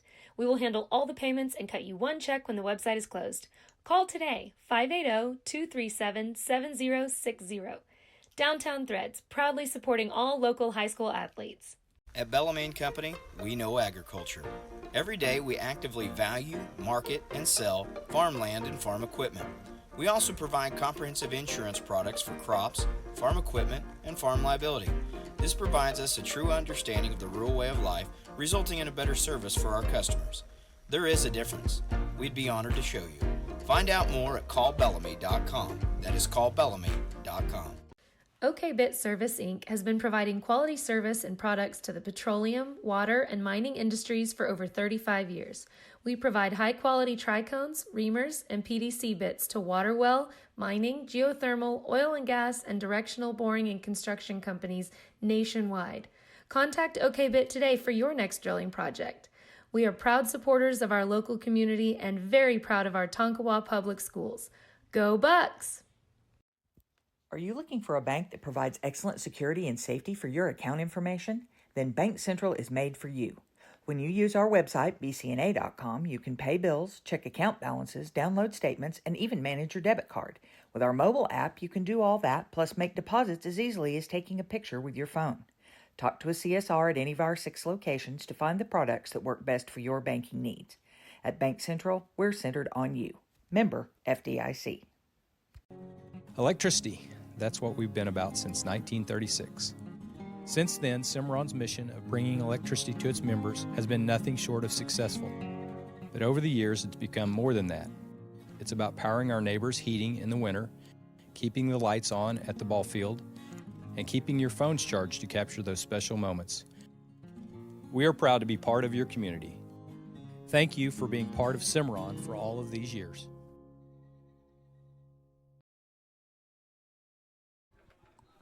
Halftime brought to you by Pioneer Tech in Ponca City. Check out their website, pioneertech.edu. Let's check the Squirtle scoreboard, some Class A scores for you. First of all, Ringling, no trouble with Minco tonight, 44-6. Pawhuska rolling Colcord 43-8, that ball game at the half. And Morrison shutting out Stroud halfway through that one, 16-0. The winner of this game will take on the winner of that game next week. Elmore City, Purnell, and Burns Flat, Dill City are tied at 8 at the half. Gore over Woodland 7-6, that ball game at the half. Pawnee leads Mounds 8-7, that ball game in the second quarter. Cashin over Hooker 28-6. About 4 minutes to play in the second quarter of that one. And Adam's going to take a look at Class B. In Class B, repeat state champion, it looks like maybe Dewar leading 30-8 over Garber. Big. Sealing, kind of a surprising team that's really kind of turned it on the second half of the season, leads Caddo 32-6. Balco leads Empire 38-6. Regent Prep leads Summit Christian 26-18. Shattuck leads Velma Alma 14-12. Laverne is all over Tipton 44-0. Davenport over Keota 46-6. And team in our area, Pioneer, leads 32-8 at half. I'll take a look at the Class 2A scores. OCS over Community Christian 14-0 at the half. Eufaula leads Metro Christian 35-14. That ball game late in the first half. Crossings over Lindsay 28-6 at the half. Beggs over Vian 22-14 halfway through that one. Marlowe over Chandler 24-7 at the half. Cassia Hall and Victory Christian tied at 14. That ball game at the half. Rejoice Christian shutting out Antlers 48-0.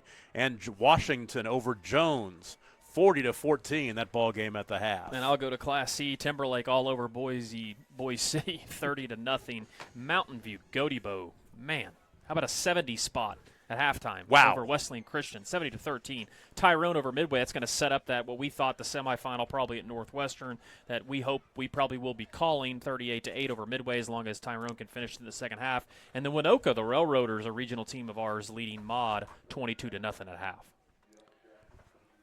Yeah, so Fairview will kick it away.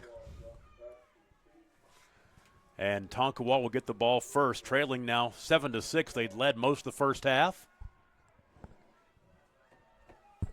That is Caden Pettis teeing it up the 40-yard line. Back deep for Tonkawa, Roman Chandler, and Peyton Keith.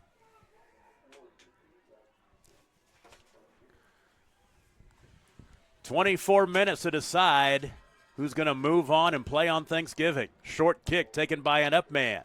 Oh, he might have some space here. On the return to the near sideline, that's Jake Randall trying to pick his way, and he's popped at the 35. So Tonkawa will take over first down and 10 at the 35-yard line to start the third quarter, trailing by 1. The difference in this ball game right now, the missed extra point. Fairview did a good job on the coverage there. Looked like Randall, he was kind of bouncing around trying to find a gap, but Fairview stayed in their seams and filled nicely. Looks like, we noticed something. Bryce Ramey from Fairview usually starts at corner and plays defense. He's also normally their kicker. He's over here sideline on the trainer's bench. I was surprised when he did not try the extra point. So first play of the third quarter. Pass it out in the left flat. Get it in the hands of Kai Day. Kai Day will dive out toward the first down stick. They're going to call a hold, it looks like.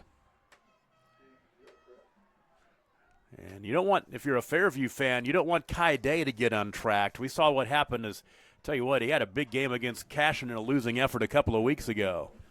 It seems like a handful of times that Tonkawa has tried to run to the edge. Well, maybe it's going to be a face mask. Oh, it was a face mask. So they'll tack it on to the end of the run. I think those 5-yard face masks are silly. I think they need to get rid of that. Either it's a face mask or it's not. I believe, didn't they get rid of that at the higher levels? It's just you're only right. Exists in high school. I mean, if you grab someone's face mask, you grab their face mask, right? You wouldn't think there's much of a difference. 10-yard run that time by Day. Actually, the pass was complete today, wasn't it?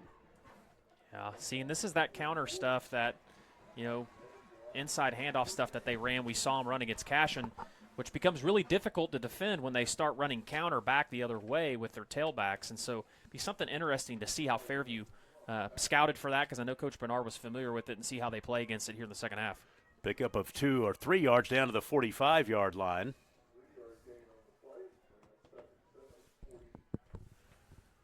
And, really with the personnel that Tonkawa has, that stuff is really hard to defend.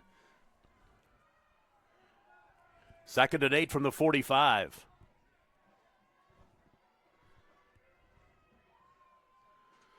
Morgan will give it off to Chandler hole. Again. There is a hole. He'll stay on his feet inside the 30-yard line of the 25 to the 15 to the 10 to the 5 and the touchdown.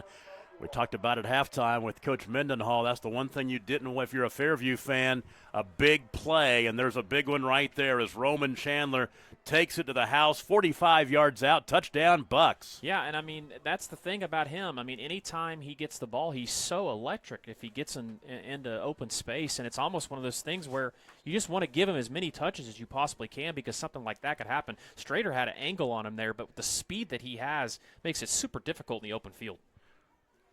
So Tonkawa goes on top 12-7. He'll go for 2 to try to get the 7-point lead. Kai Day on the jet sweep, turns it up, and his flag flies as Day was tackled short of the goal line. There's a flag on the play, though. I don't know what that is, but it looks like it's going to be a hold or a personal foul. Yeah, Tonkawa's heading over to the sideline like they know this is going to be a dead 2-point conversion.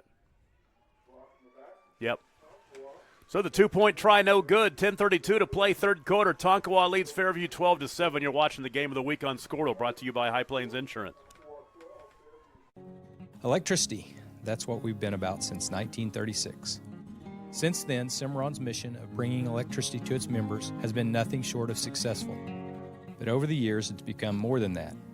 It's about powering our neighbors' heating in the winter, keeping the lights on at the ball field, and keeping your phones charged to capture those special moments. We are proud to be part of your community. Thank you for being part of Cimarron for all of these years.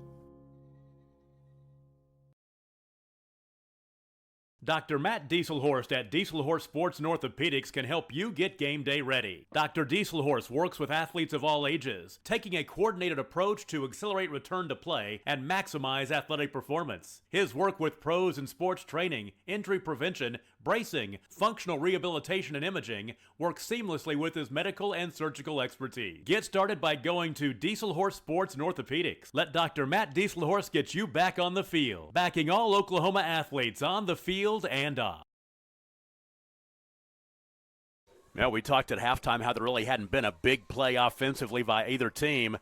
We have one now. Roman Chandler, a 45-yard run to give Tonkawa the 12-7 lead, a three-play 65-yard drive in a minute 19. And Fairview will take over for the first time in the third quarter. Late flag after the tackle. It's going to be a late hit, a personal foul on Tonkawa. I don't know what 85 for Tonkawa was doing, but he hit a man standing by the pile literally maybe 5 seconds after the tackle was made. So they'll mark that 15-yard penalty off from the 34-yard line out near midfield by the time it's all said and done. Oh, it's going the other way. Well, I don't know if they must have missed 85. It's going against Fairview. Normally it's the second guy that gets caught. The first guy got caught this time. Also move it back to the 17. That is where the drive will start. And that's not like Fairview. Normally they're a much more disciplined team. One thing I want to point out for Fairview is number 8 for the Yellow Jackets, Reed Martins. He's been out most of the season with a shoulder injury, and it's good to see him back in the game for Fairview. So first down and 10 from the 17. Plus he's got some sweet orange gloves on. 2 wide to the left, 1 wide to the right. And they'll give it to Perez. And Perez was contact behind the line of scrimmage, and he was able to step out of it and maybe gain a yard, maybe a half a yard. We'll give him 1 to bring up second down and 9. You know, Perez, he is a tough, upright runner, man. He's hard to bring down. Does a good job of keeping his feet moving, too. He's worked for every yard he's gotten tonight, 10 carries, 40 yards. Over 1,400 yards rushing on the season, 25 rushing touchdowns. Second down and 9 now, ball resting at the 18. Under a full moon in Fairview tonight. There's their stretch play they like to run. Get Perez to the edge and a couple, maybe 3 yards. Out across the 20-yard line to the 22. Stop was made by Chaz Slavens. So that'll bring up third down and 5 after the gain of 3.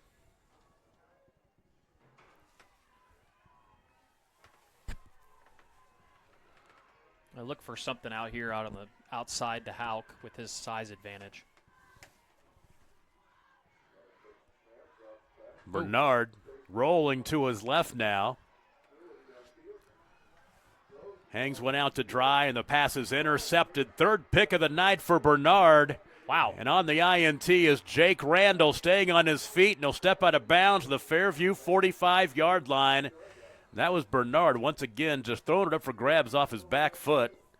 Jake Randall with the pick. And there's going to be a personal foul on Tonkawa. Number 72, Dante Mendoza, hit a defenseless player. I think that's what that call is going to be. And maybe I'm wrong. I got it wrong the first time, so maybe I don't know what I'm seeing out there. Well, for Jake Randall, that's his team-high 5th interception of the season for the Bucks. You know, almost, I mean, obviously you don't want to throw interceptions, but that's almost like a punt there in a way, you know. But, you know, Bernard has gotten away with that 3 or 4 times already early in this game, and against a good team and a good secondary, you know, that's going to end up going the wrong direction a lot of times. So Tonkawa will take over. They'll move him back a little bit, so the field position not quite as good as it would have been. The 37-yard line. And this drive will start with 8:51 to play.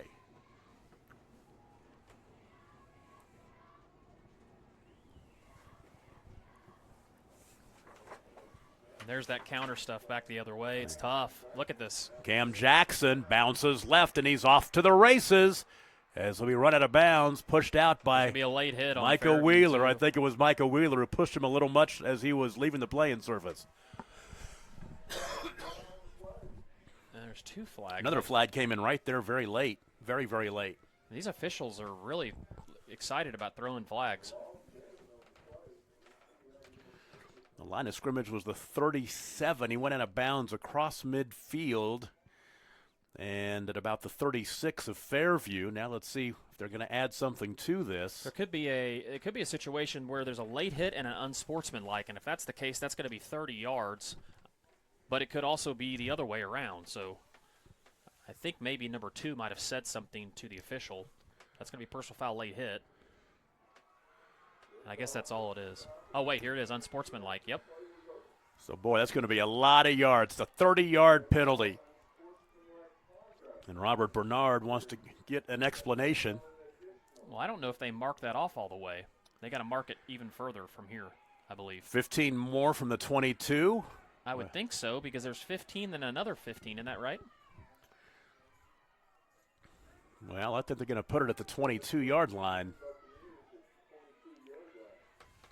Yeah, they are moving it again. It'll be half the distance this time, though, right? Yes. Down to the 11. And that was, again, a situation where you get the ball into Cam Jackson's hands, and every time he's touched the ball, big things have happened. That was a 30-yard gain. And then add the penalties to it. Good cut by Chandler. Chandler down inside the 5 to the 4 as he picks up 7. Boy, this third quarter has been all Tonkawa, and they can put a big dent in this one. This is a ball game where a two-touchdown lead or a two-possession lead seems like a lot with these two defenses. Yeah, the one thing that Tonkawa obviously has not been able to capitalize are the extra points, though. They have failed on both conversions that they've had so far, which could come back to haunt them late in the game. Fairview would love to get a stop right here and put them in a position where I guess they could consider a field goal, but they'd most likely go for it on 4th down.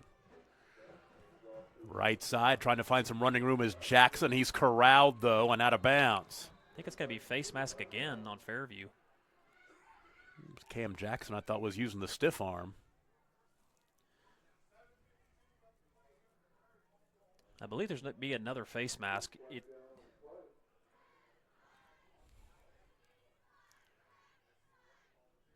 Which would be a 1st down, I believe. Yep, face mask against Fairview. Yeah. I don't understand the 5-yard face mask. I mean, just not with intent, I guess. Just okay, an inadvertent face like mask. The personal foul version is like where you rip the. Yeah. Okay, gotcha. Exactly. So now the ball down to the 3 and a timeout. Tonkawa. Let's take a break. 7:52 to play in the third quarter. Tonkawa leads 12-7. They've got the ball inside the 5. It'll be 2nd down and 1 at the 3-yard line. You're watching the Game of the Week on Squirtle, brought to you by High Plains Insurance. Do you have the right insurance for your needs? Let Nick Ewing at Ewing Insurance Agency in Fairview and Watonga work for you. Nick is your local, service-minded agent that can help you find the insurance plan that is right for you. Home, auto, life, health, farm owners, and commercial insurance, Nick can help. Visit Nick Ewing of Ewing Insurance Agency at 106 North Main in Fairview and 401 North Clarence Nash Boulevard in Watonga. Proud to support all of our area student athletes. The High Plains Insurance Agency takes pride in keeping up with many changes in the crop insurance industry and keeping their insurers informed of these changes. The goal is to help each farmer customize their crop insurance to meet their needs.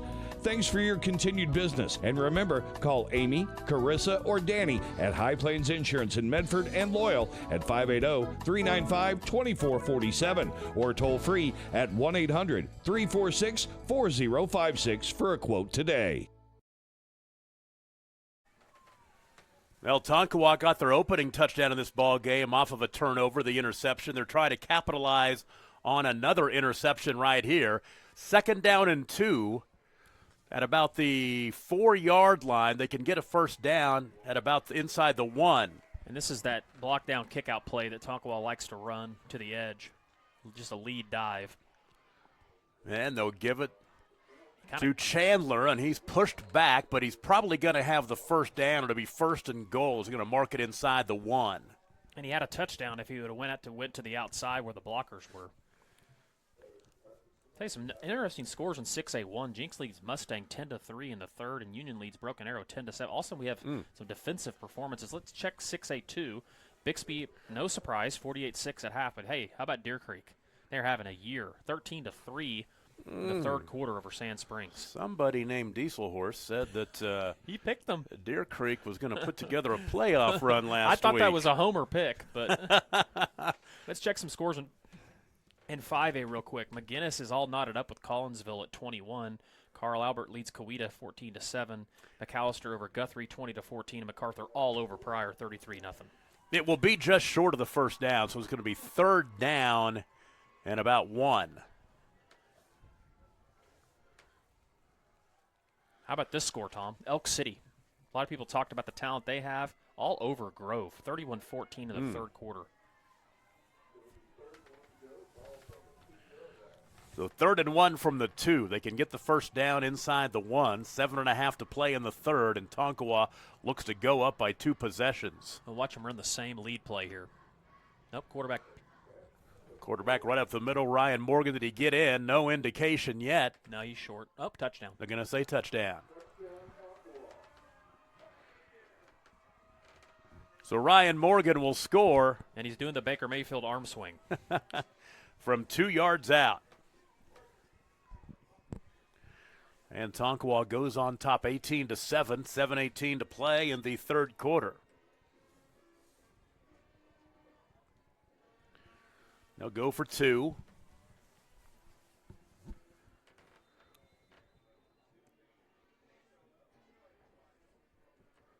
was a 5-play drive. The big play on the drive was the 2 penalties, the face mask and the unsportsmanlike, that gave him 30 yards.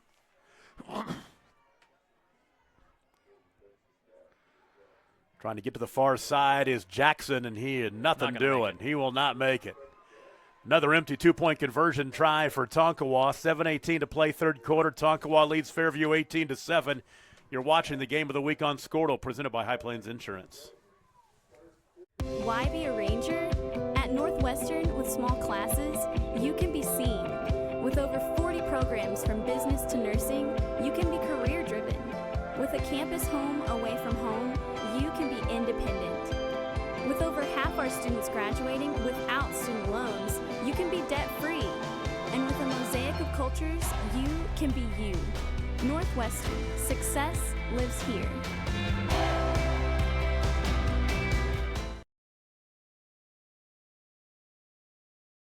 Why be a ranger? At Northwestern, with small classes, you can be seen. With over 40 programs from business to nursing, you can be career-driven. With a campus home away from home, you can be independent. With over half our students graduating without student loans, you can be debt-free. And with a mosaic of cultures, you can be you. Northwestern, success lives here.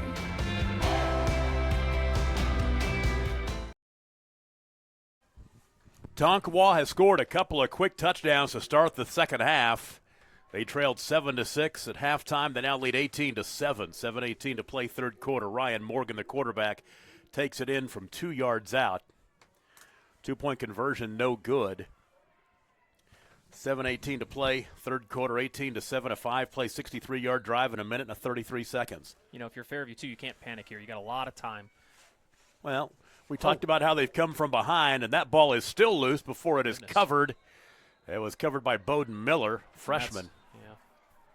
That's going to be a personal foul on Fairview. I don't know if I agree with that, but looked like number 20 from Fairview, Tegan Gilchrist.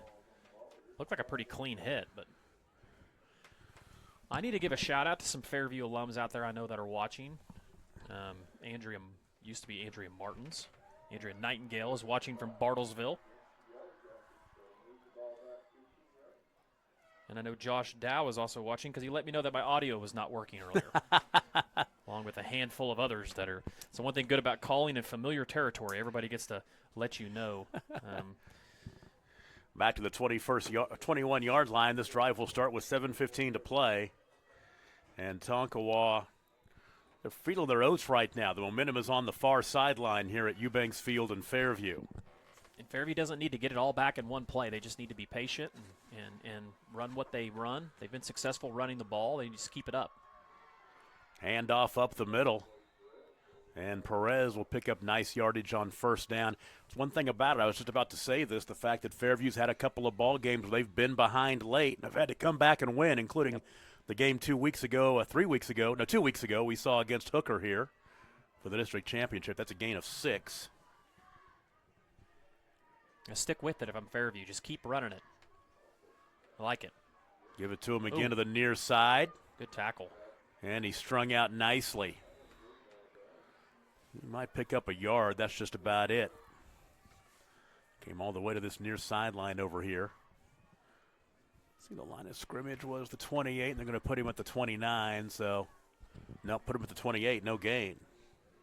Also know Cannon Harder from UConn is tuning into this game, the youngster. His dad's a former Yellow Jacket.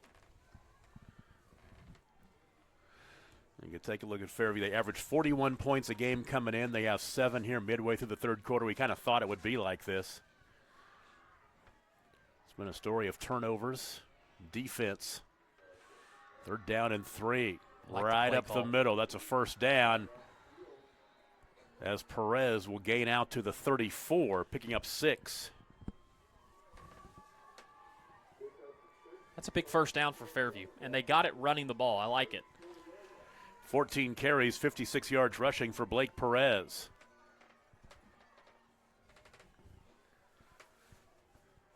Yeah, still plenty of time. We'll tick down to the halfway mark of the third quarter. 1st and 10 for the Jackets.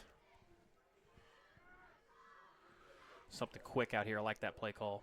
Nice coverage. Yeah, Brenner Fortune, good job as they'll wrap him up after a short gain. It's Kai Day making the tackle. He'll pick up 2, get up to the 36-yard line. That's just about it. Tom always says you can also let us know on Facebook or on Twitter if you're watching too. I know there's a lot of regional interest in this game, obviously. Devin Nightgill lets me know that him and his son are watching from deer camp. They're in a stand? In a camper. No, they're in a camper. Cold, 2nd down and 8. Bernard to throw, looks left, now goes right. Ooh, ball is caught by Burris. Tackle made quickly. Tyler Looper. You know, Bernard has really showed his arm strength there. That is a tough throw. He threw that ball across the field. And a lot of times he's throwing those routes before Burris even comes out of his route. Obviously, those guys have played a little catch before, you can tell. 4th catch for Burris tonight. Burris is the leading receiver on this Fairview team. Now has 29 catches on the season. 3rd down and 5.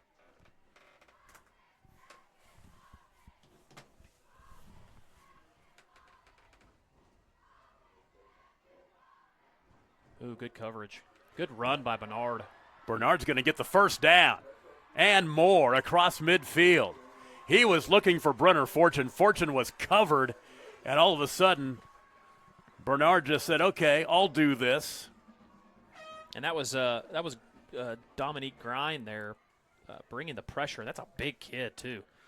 6'6", almost 200 pounds. His dad was a phenomenal basketball player for Tonkawa back in the early 90s.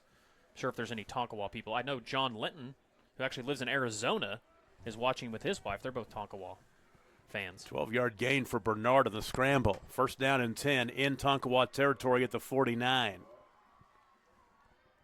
Oh, that's a penalty on Fairview. Flag flies. That's going to be a hold also. Now Bernard, he'll finally go down. He realizes the situation, doesn't want to get hurt. There's going to be a legal procedure on Fairview as well as a hold on Pettis, so it's take your pick, I think. I don't know how that ends up working out, but fortunately, I think they'll take the hold, which is from the spot, I believe. So that's going to be a big penalty. It was 1st and 10 at the 49-yard line. See what happens by the time they mark this one off. Yeah, the illegal shift is decline, and they'll take the hold, which is 10 yards. So mark it back to the 38-yard line. Well, Fairview is really the games that we've called at Fairviews, they have not been penalized hardly at all, and they've had a lot of penalties in this game, a lot of ill-advised penalties. Well, so the clock rolls, 4 minutes to play, third quarter. It's 1st down and 22. The bad thing is you've got 22 yards. The good thing is you've got, 3 or 4 plays to get it, if you can. Hand off to Perez. Big hole. He'll accelerate. Gets to the original line of scrimmage a little bit more and to the 45-yard line. That's a way to gain 17 and get a little bit of it back, or quite a bit of it back. I really like what they have, Fairview has in the run game. I mean, this second half, they're picking up yardage in chunks. I just keep going, keep feeding them. Well, 1st and 22 turns into 2nd down and 6 at the 45-yard line of Tonkawa. That's a way to get back on schedule. Just hand it off to Blake Perez.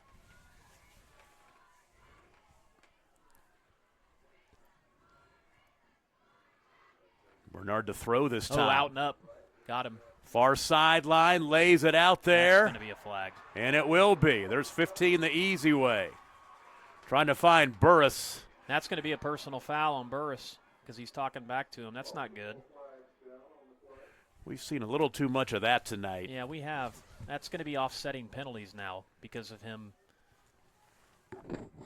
I mean, I'm guessing that's what it is because you saw him throw the flag late after Burris turned around, unless a Tonkawa player made a comment. We had that Choctaw Booker T. Washington game where we had like 41 penalties. This one's about to rival it.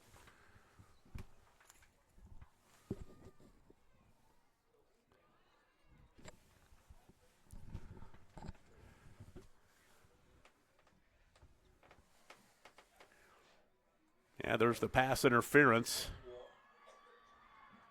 But then there's unsportsmanlike. Yep. And you look at Coach Bernard just told Burris to go to the sideline.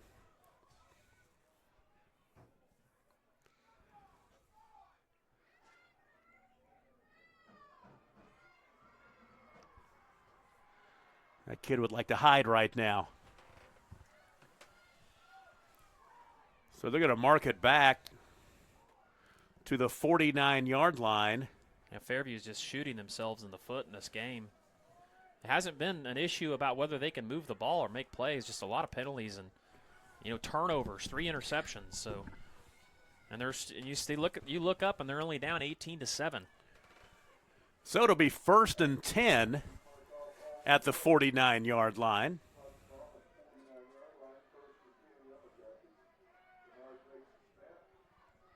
Good run. There's Perez to the 45, picking up 4. Let's take a look ahead and see how long that Isaiah Burris is going to be in jail down here.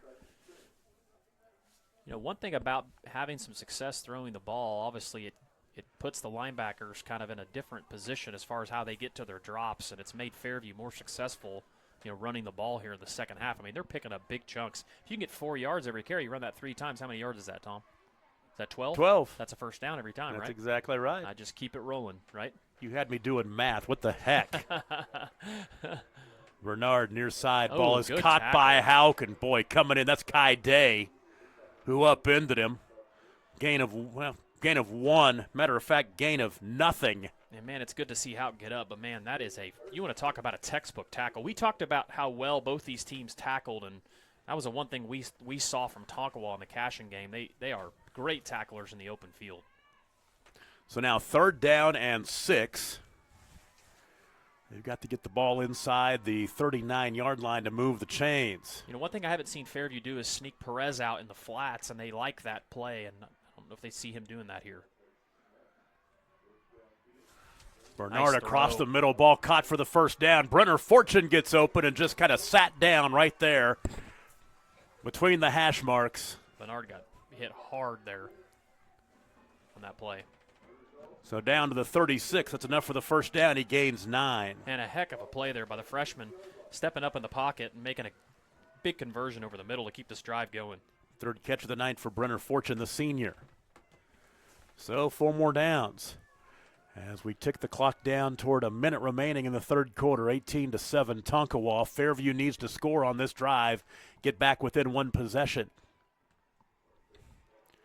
Nice that time by Tonkawa. Yeah, no hole there. Leading the way for Tonkawa. It's big 72. Yeah, big old number 72, Dante Mendoza. Boy, we mentioned his name a lot in the last game that we called.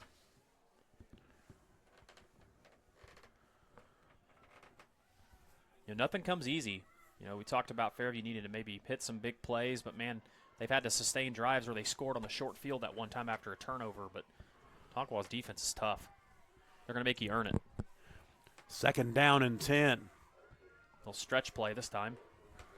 Perez tries to get to the edge, and not a whole lot there, maybe 2 to the 33 before he was tackled by Jake Morgan. I'll tell you what, big credit there. That was number 60, I believe, and I don't know. He doesn't even have a uniform. Jake Morgan. Okay, man, good job there by him. You gave him some credit. Listed at 148. Yeah, I know. And Pettis was on a great block there, and he tackled the ball carrier while he was being blocked. So down to the 33-yard line, a gain of 3 that time. And we have arrived at the end of the third quarter. We go to the fourth. Tonkawa leads Fairview 18-7. You're watching the game of the week on Squirtle, presented by High Plains Insurance.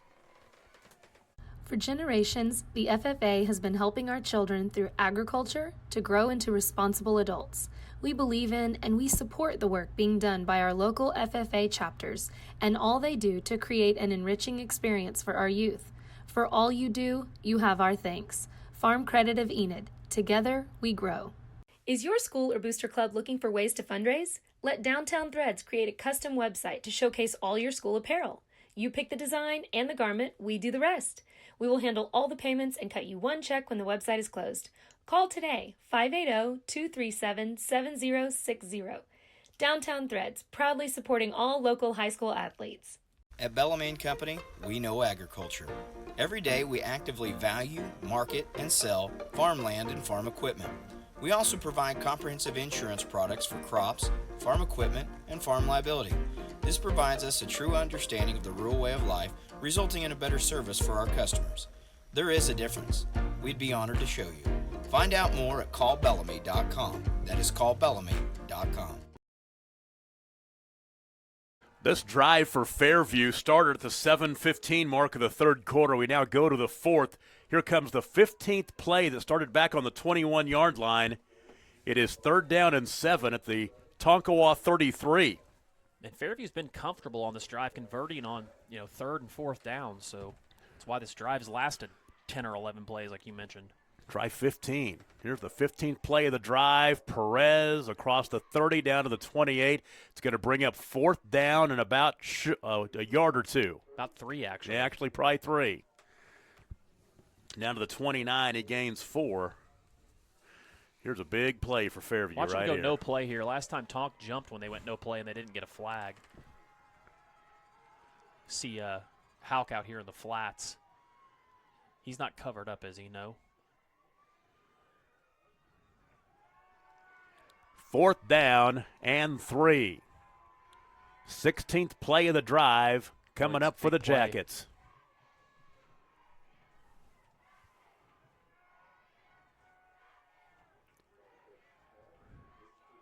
Oh, he Burris dropped it. Incomplete.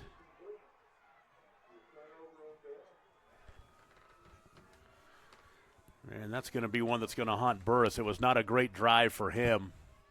That penalty and then the drop on 4th down. And I like the play call. They had it 1st down. Make the catch. Obviously, this is a situation for Fairview. I'm going to guess you're going to see a lot of number 5, Cam Jack. Well, no, he's staying on the sideline. Give it to Roman Chandler.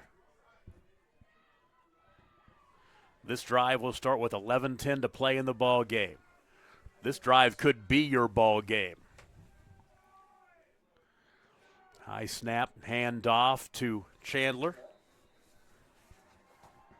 And that time Fairview had that play schemed really well, because that's the play they've had a lot of success with, giving it to Jackson going back the other direction. But this time Chandler gets stopped for a yard in the backfield. Matter of fact, they're going to mark that back to the 27. Yeah. He's going to lose 2. So it's 2nd down and about 12. This time I can see him running the quick toss our way, wide side of the field. There you go. Oh, goodness. Turning it up is Jackson, and Jackson will not get the 1st down, but he'll pick up most of it to bring up 3rd down and short. Out across the 35 to the 37, give him 10. So now it's 3rd and 3. I'd be interested to see what they do here. Probably bring in the fullback and run some of that power game stuff. Cam Jackson, 11 carries, 69 yards rushing tonight. Here's 3rd down and 2.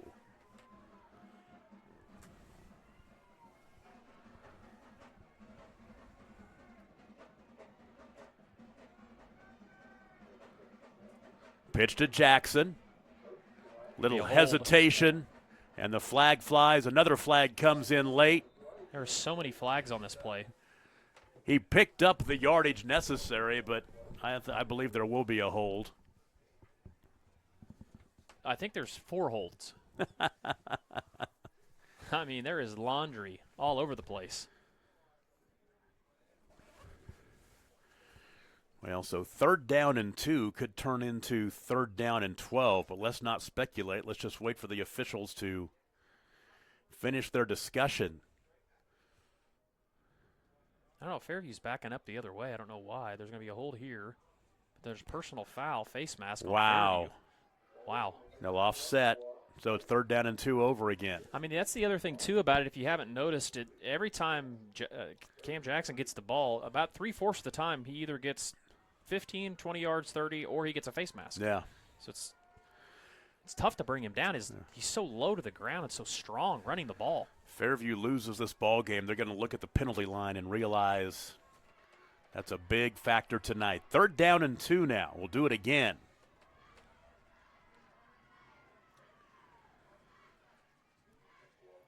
Pitch right side. Jackson tries to get to the edge, and he will be strung out and tackled for no gain. And that was Hauk that time. Great job by Hauk.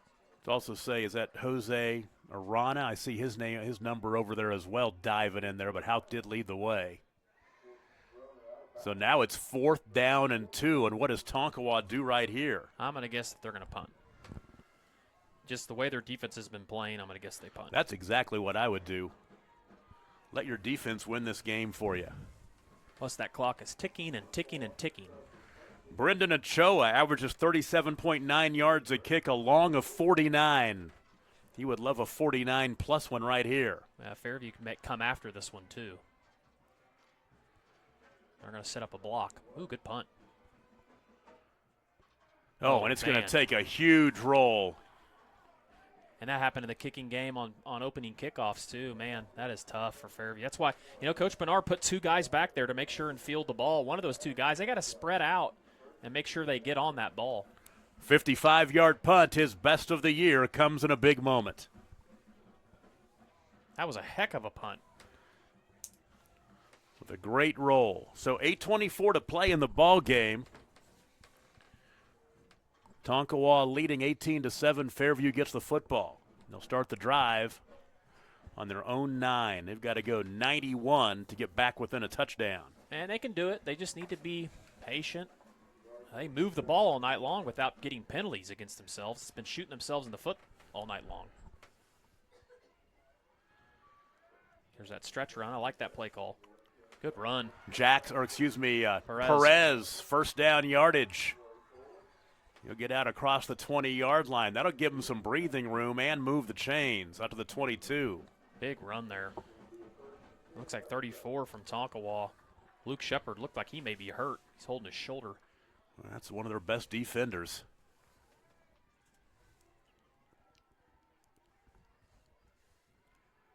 .97 yards rushing on 20 carries for Blake Perez as he's just shy of 100. Got him that time. Right into the waiting arms of Dante Mendoza, who we've called a lot tonight. No gain. And now you got May running off the field for Tonka, or Day, I'm sorry. He's holding his arm. The thing about it for Fairview, you can't afford to have that 15-play, 8-minute drive with 7.5 minutes to play, trailing by 2 touchdowns, and we've got a timeout. We'll take a break. 7:34 to play. It's 18-7 Tonkawa over Fairview. You're watching the Game of the Week on Squirtle, brought to you by High Plains Insurance. OK Bit Service Inc. has been providing quality service and products to the petroleum, water, and mining industries for over 35 years. We provide high-quality tricones, reamers, and PDC bits to water well, mining, geothermal, oil and gas, and directional boring and construction companies nationwide. Contact OK Bit today for your next drilling project. We are proud supporters of our local community and very proud of our Tonkawa Public Schools. Go Bucks! Are you looking for a bank that provides excellent security and safety for your account information? Then Bank Central is made for you. When you use our website, bcna.com, you can pay bills, check account balances, download statements, and even manage your debit card. With our mobile app, you can do all that, plus make deposits as easily as taking a picture with your phone. Talk to a CSR at any of our 6 locations to find the products that work best for your banking needs. At Bank Central, we're centered on you. Member FDIC. Second down and 10 coming out for the timeout for Fairview. 7.5 to play in the ball game. Jackets are down. Bernard throws near side ball caught and stepping out of bounds. Austin Hauk with the catch. Move the chains. Going to be. Let's see if that's a first down or not. Will be a first down. Yes. The gain from the 22-yard line out across the 30 to the 32. It's a 10-yard hookup. And Bernard has done a good job here because Tonkawa's getting to him, but he's stepping up in the pocket and seeing downfield and making good plays. The freshman's really kind of settled down here in the second half. He had that one ill-advised long throw, but really that was almost as good as a punt. But Hauk's 4th catch of the night. First and 10.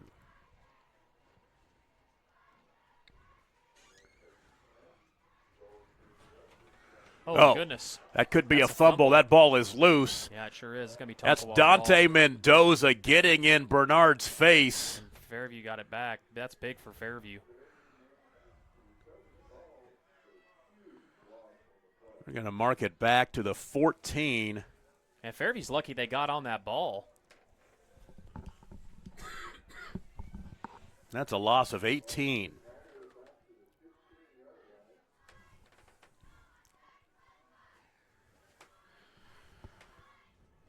This is a situation, too, and now the clock becomes your biggest enemy. Yep. Second down and a bunch here. They've got to get out to the 43 to move the chains. Ball resting at the 14-yard line. 3 wide to the near side.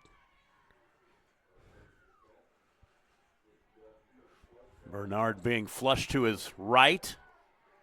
Ooh, he thought about throwing it. And now he'll be sacked. And he was sacked.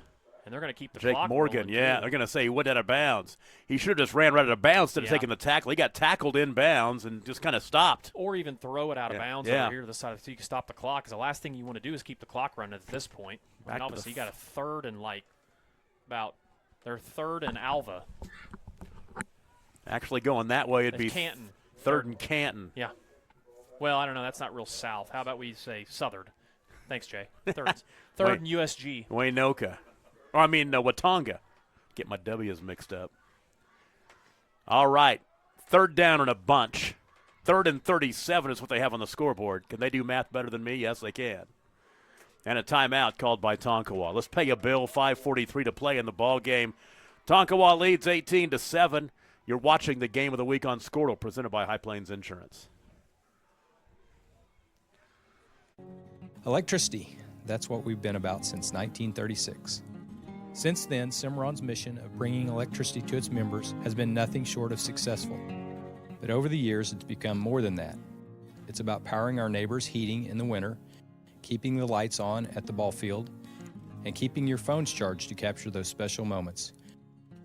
We are proud to be part of your community. Thank you for being part of Cimarron for all of these years.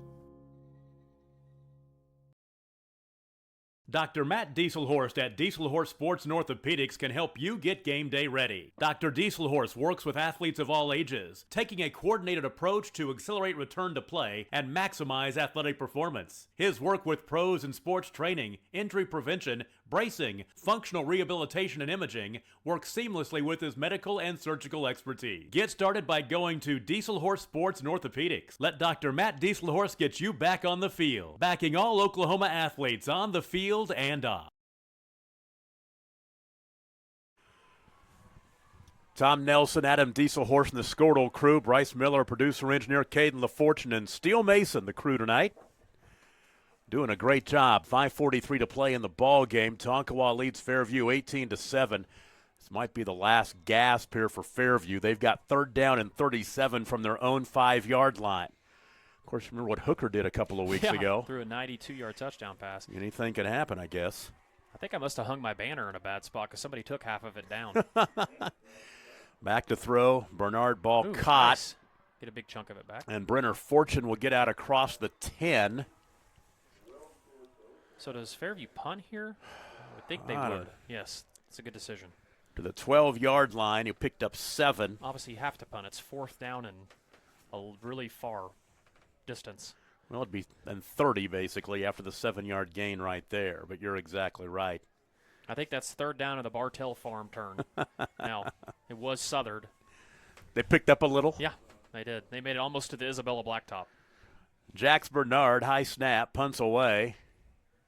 Pretty good one. Nobody backing it. Well, it's going to take a little bit of a Tonkawa bounce, and it'll be down to the 41-yard line. So Tonkawa will start the drive in Fairview territory at the 41.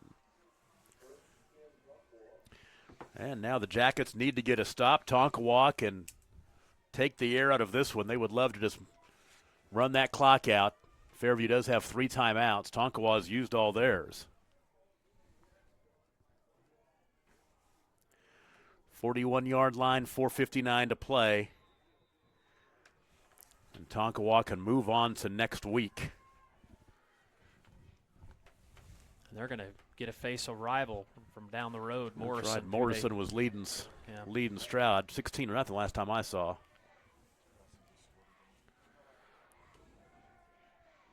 On first down, hand off near side. There's Chandler, and he got it out of bounds, which is a break for Fairview as it stops the clock. You want to, if you're Tonkawa, you want to keep him in bounds. He'll gain 3. Well, Ringling's looking impressive. They're up 72-6. That's pretty impressive. Yeah. Morrison is up 36-0.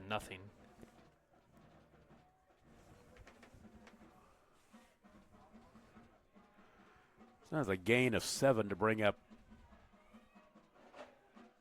It looks like we're going to have a Timberlake-Tyrone matchup for sure. Both of those went final, both 45s.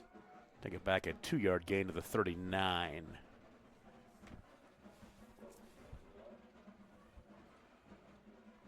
Now they're going to throw out into the right flat, and that may have been behind the line of scrimmage. Was that blown dead? Yeah, they blew it dead. It was. I don't understand really what Kai Day was doing. That ball was actually a pretty well-thrown ball. I'm not too sure why Tonkawa's throwing the football right here. I'm not for sure either. So the clock is stopped again. Roman Chandler ran out of bounds to stop the clock on first down. The incomplete pass stops the clock on second down. Now you've got 3rd down and 8. It's almost like you just want Fairview to get another chance. Need to give a shout out to the Cedar Springs Navy. They're out listening. Watching and listening. 3rd and 9. Ball is caught. First catch of the night.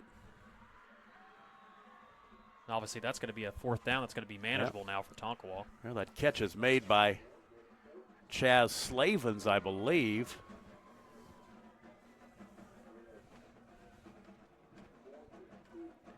That clock is ticking now. Down to 4:20. Ball resting at the 33-yard line. Fairview, you got to give a shout out to them for their crowd tonight. A lot of people from Tonkawa here. I saw Mark Fast down there earlier on from Fairview. Yeah, Tonkawa filled up the stands across the way and people spilling out onto the track. I even saw Miss Reams earlier on, my old librarian. All right, 4th down and 2. Kai Day, can he get to the edge? And no, I don't short. think he did. He's short. He tried to turn it up, but he will not get the first down, so Fairview will get a chance here. There's still 3 minutes and 20 seconds to go in this game. I mean, Tonkawa did a very poor job on that possession running clock. That was exactly what I think, too. Not a great job of management on the clock. They could have got it down under 3 minutes. 2.5 probably with could the have punt. made Fairview burn a timeout or something at least, but they didn't. So Fairview will take over, 1st down and 10. I mean, I think they're very confident what they can do defensively, but still it just seemed odd. They're not a team that really throws the ball much, and 5 minutes to go, and they throw it twice. Well, now Fairview will have to throw it. Oh, his receiver fell down. Pass was intended for Wheeler, and Wheeler slipped.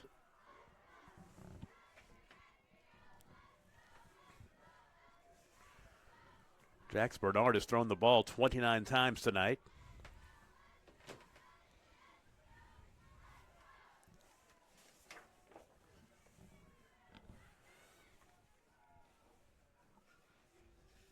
Yellow Jackets, do they have a miracle in them to get to 12-0? Or will Tonkawa move on and win for the 6th time against Fairview since 2000?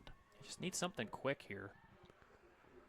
That ball caught out in the near side, and to the 39-yard line goes Micah Wheeler, who slipped on the previous play. And they're going to call a horse collar, I believe.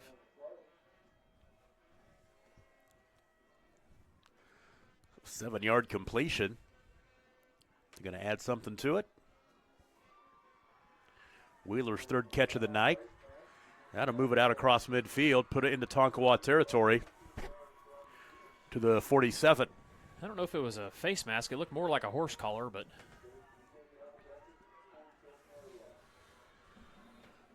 3 minutes and 40 seconds to play. Clock rolls. I look for him to go up top to Burris here. Something. Bernard has time. Now to the right. Back across the middle. Tough. Ball is tipped and caught on the roof. That is Hauk. Hauk to the 20, to the 15, to the 10. And Hauk out of bounds inside the 10-yard line. What a fortuitous deflection that could have very easily gone the other way and end up in the hands of Austin Hauk. And a big-time play there by Hauk. Down to the 7-yard line, he gains 40. And now Fairview has life. First down and goal from the 7. 3:19 to play. Clock is stopped as Hauk got out of bounds. Fairview has all 3 timeouts remaining. Oh, they got an eternity of time. And boy, you really wonder what Tonkawa was thinking as they were in that previous drive, did not run much clock off. That's back corner fade, ball deflected away. Nice defensive play there. That's take it back. It is Jake Randall. Second down and goal.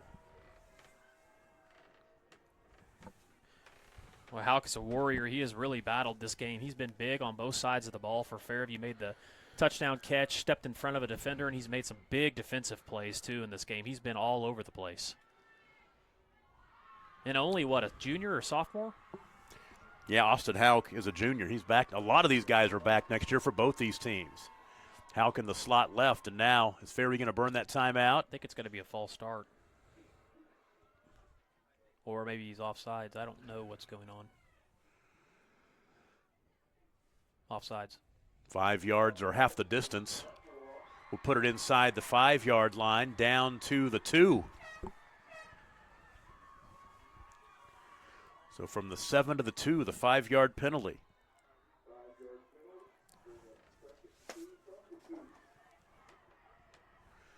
This gets very interesting if Fairview can score here.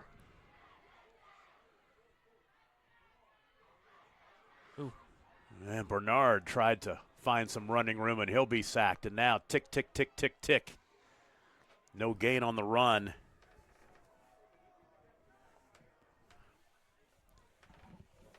Third down and goal. Under 3 minutes to play. And if I'm Fairview, you need to hurry it up a little bit. Yeah, a lot of time rolled off there. About 10 extra seconds rolled off. Bernard hands off to Perez. Touchdown, Fairview. That'll make it 18-13.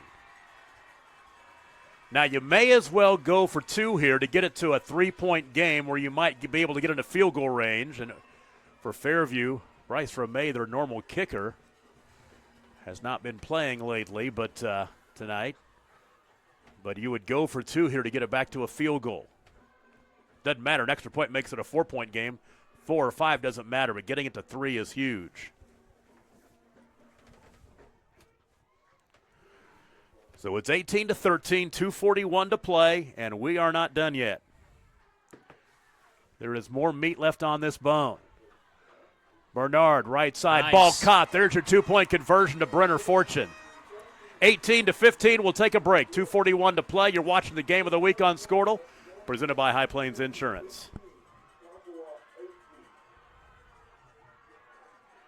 You can kick it away now if you want to. Try to get the defensive stop.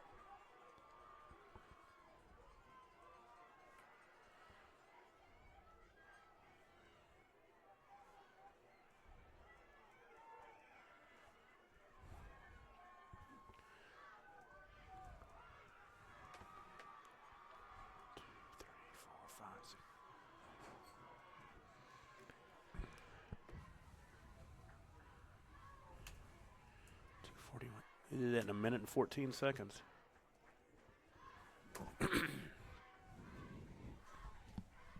Do you have the right insurance for your needs? Let Nick Ewing at Ewing Insurance Agency in Fairview and Watonga work for you. Nick is your local, service-minded agent that can help you find the insurance plan that is right for you. Home, auto, life, health, farm owners, and commercial insurance, Nick can help. Visit Nick Ewing of Ewing Insurance Agency at 106 North Main in Fairview and 401 North Clarence Nash Boulevard in Watonga. Proud to support all of our area student athletes. Fairview scores in a 7-play, 68-yard drive in a minute 14. Blake Perez from 2 yards out. Bernard to Fortune on the 2-point conversion to make it 18-15. Over here. There's the bounce, and it's covered. No, it's still loose. It's still loose. I believe Tonkawa jumped on it. They did. They've got it.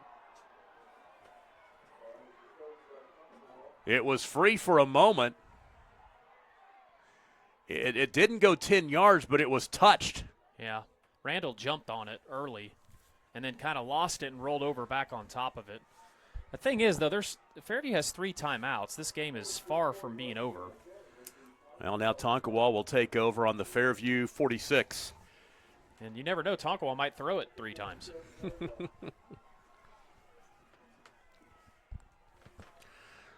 Said it a while ago, Fairview's been here before this season. They've had a couple of games where they've had to pull it out late, trailing late. It'd be interesting to see if they run the quick toss play. That's a kind of a risky play. Going to hand off to Kai Day. Tries to get to the edge. That's going to be a hold. And he runs out of bounds. And not much gain at all. The clock will stop as he runs out of bounds. You're exactly right.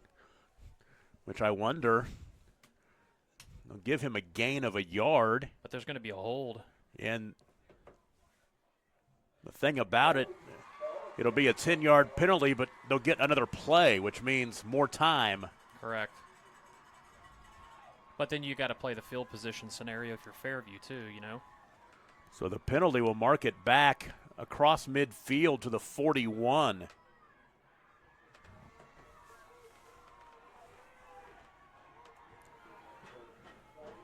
So now it's first down and 20. This crowd's going wild.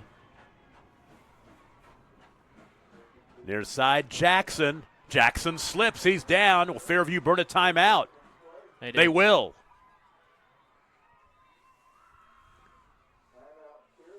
No gain on the play. Oh, my.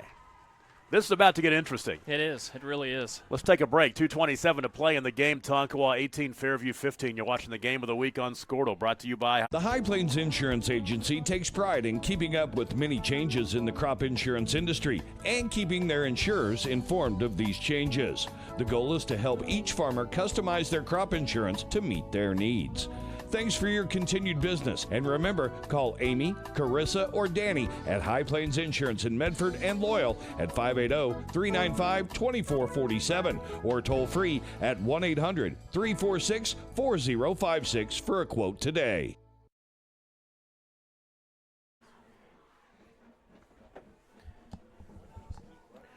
Tom Nelson, Adam Dieselhorse back with you in Fairview.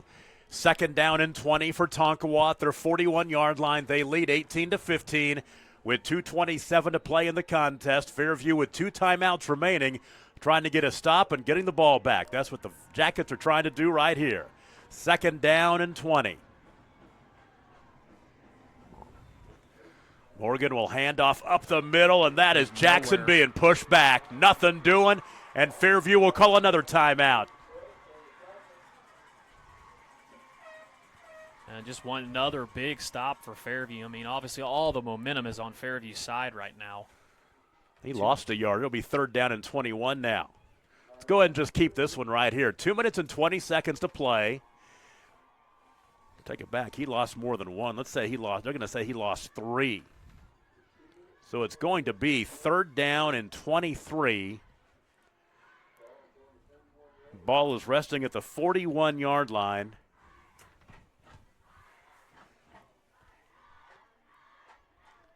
And Fairview has a great shot of getting the football back with 2 minutes or more left in this one.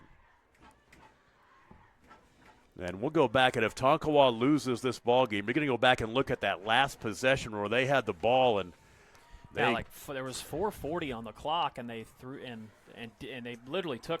Well, the drive started with 4:59 on the clock, and Fairview took over with 3:55. They ran 1:04 off the clock. That's just crazy. I mean, and Fairview wasn't using their timeouts. Yeah. I mean, you run the ball just 3 times naturally there. Probably another minute or so comes off the clock. But credit to Fairview. Yep, 3rd down and 23.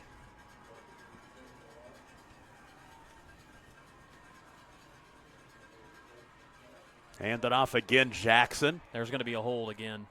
Houck got held. Tackled from behind as he stopped by Caden Pettis.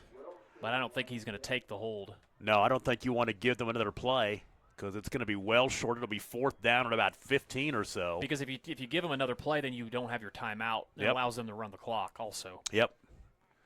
So you decline it, obviously. So it'll be 4th down and 15.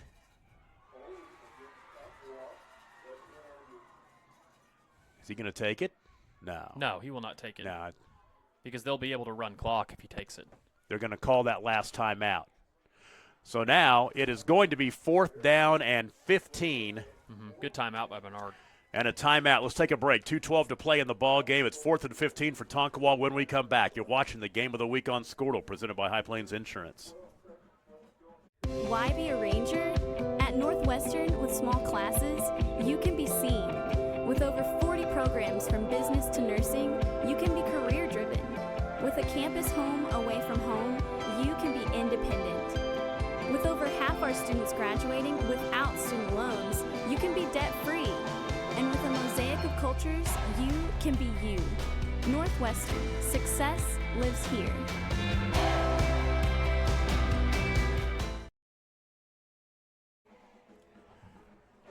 Now, Fairview trailed 18-7, and they scored to make it 18-15 with 2:41 left, and now with 2:12 remaining, Tonkawa is looking at 4th down and 15.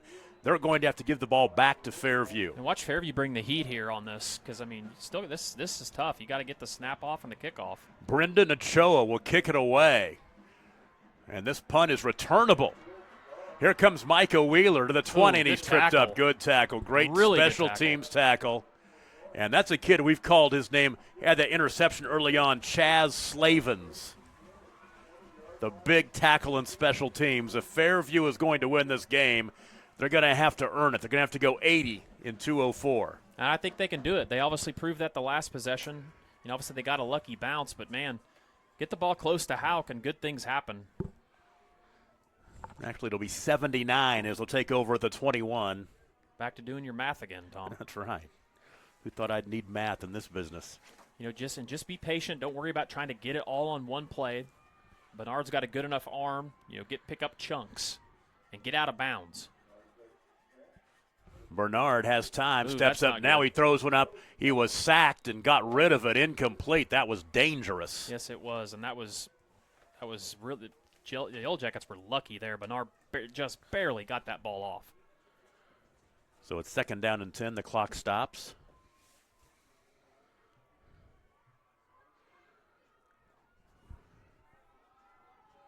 That time, too, obviously, Coach Bernard was looking for something to the sideline. That throw across the field to the wide side of the field is a tough route. I'd like to see him maybe throw something shorter to this short side of the field, or even maybe Perez out of the backfield.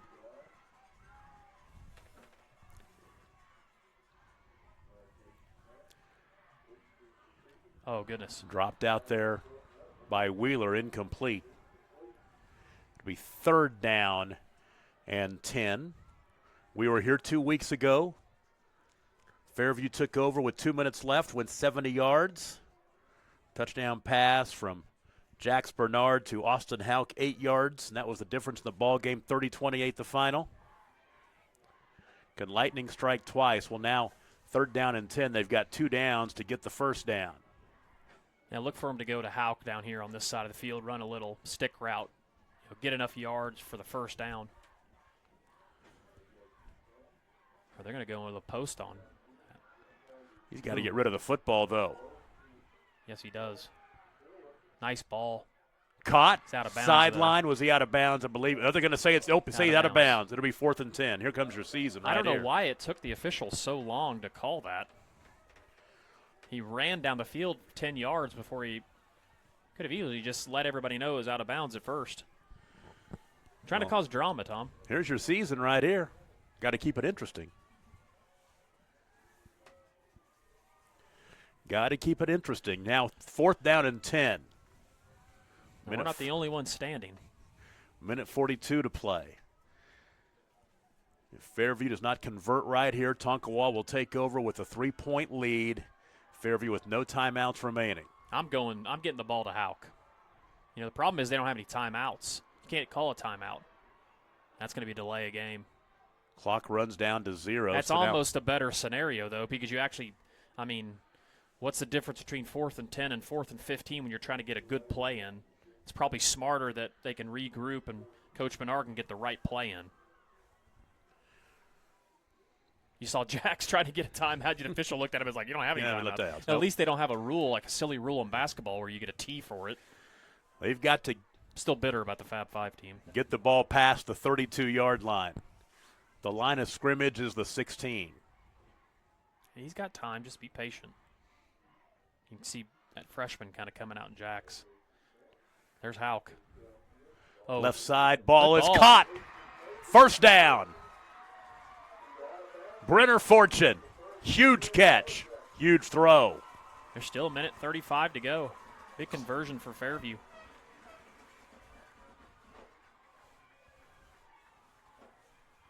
Mark the ball at the 33-yard line. And now you put the pressure back on Tonkawa here. 17 yards, first down.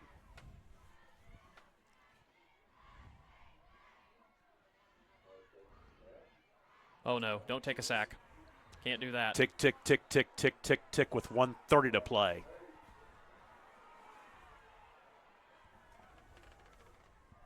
And they've got time. Still. Oh, they fumbled the snap. He just needs to get rid of it. He's going the wrong direction now. He's sacked back at the 20-yard line. Yeah, he just needs to get rid of it. Dominic Grind with the sack. And that'll keep the clock rolling, a minute to play. Yeah, Fortune can barely get back to the sideline. Lost 13. He's not going to be able to cross. Now they got to send Fortune to the other side of the field. There's a flag here. I don't know what this is all about.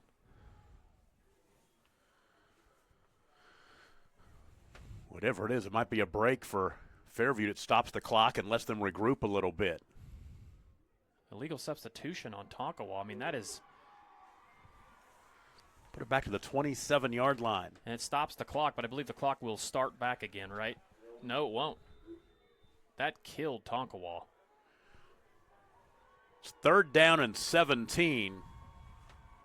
Clock is stopped with 48 seconds to play. Not sure why Tonkawa was substituting there. Bernard's going deep. Looking for Burris. Oh. Incomplete. Burris on the dive. That was a heck of an effort by Burris. And once again, here we are at 4th down. Well, Fairview has found a way on all these 4th downs, it seems like the whole night. See if they can do it one more time. Winner takes on Morrison next week. Loser will see their season come to an end.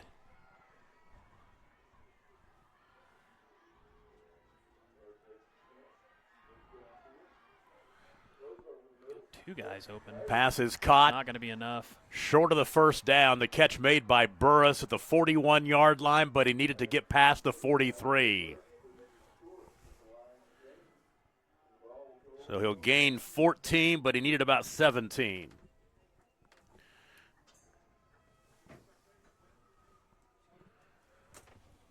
And that should do it. Tonkawa's got the ball back. They can take a knee once with 32 seconds to play, and the Bucks will be moving on to the next round of the playoffs. And what a great season it's been for Fairview. They'll finish 11-1 Yeah, and what an incredible job of battling back by Fairview.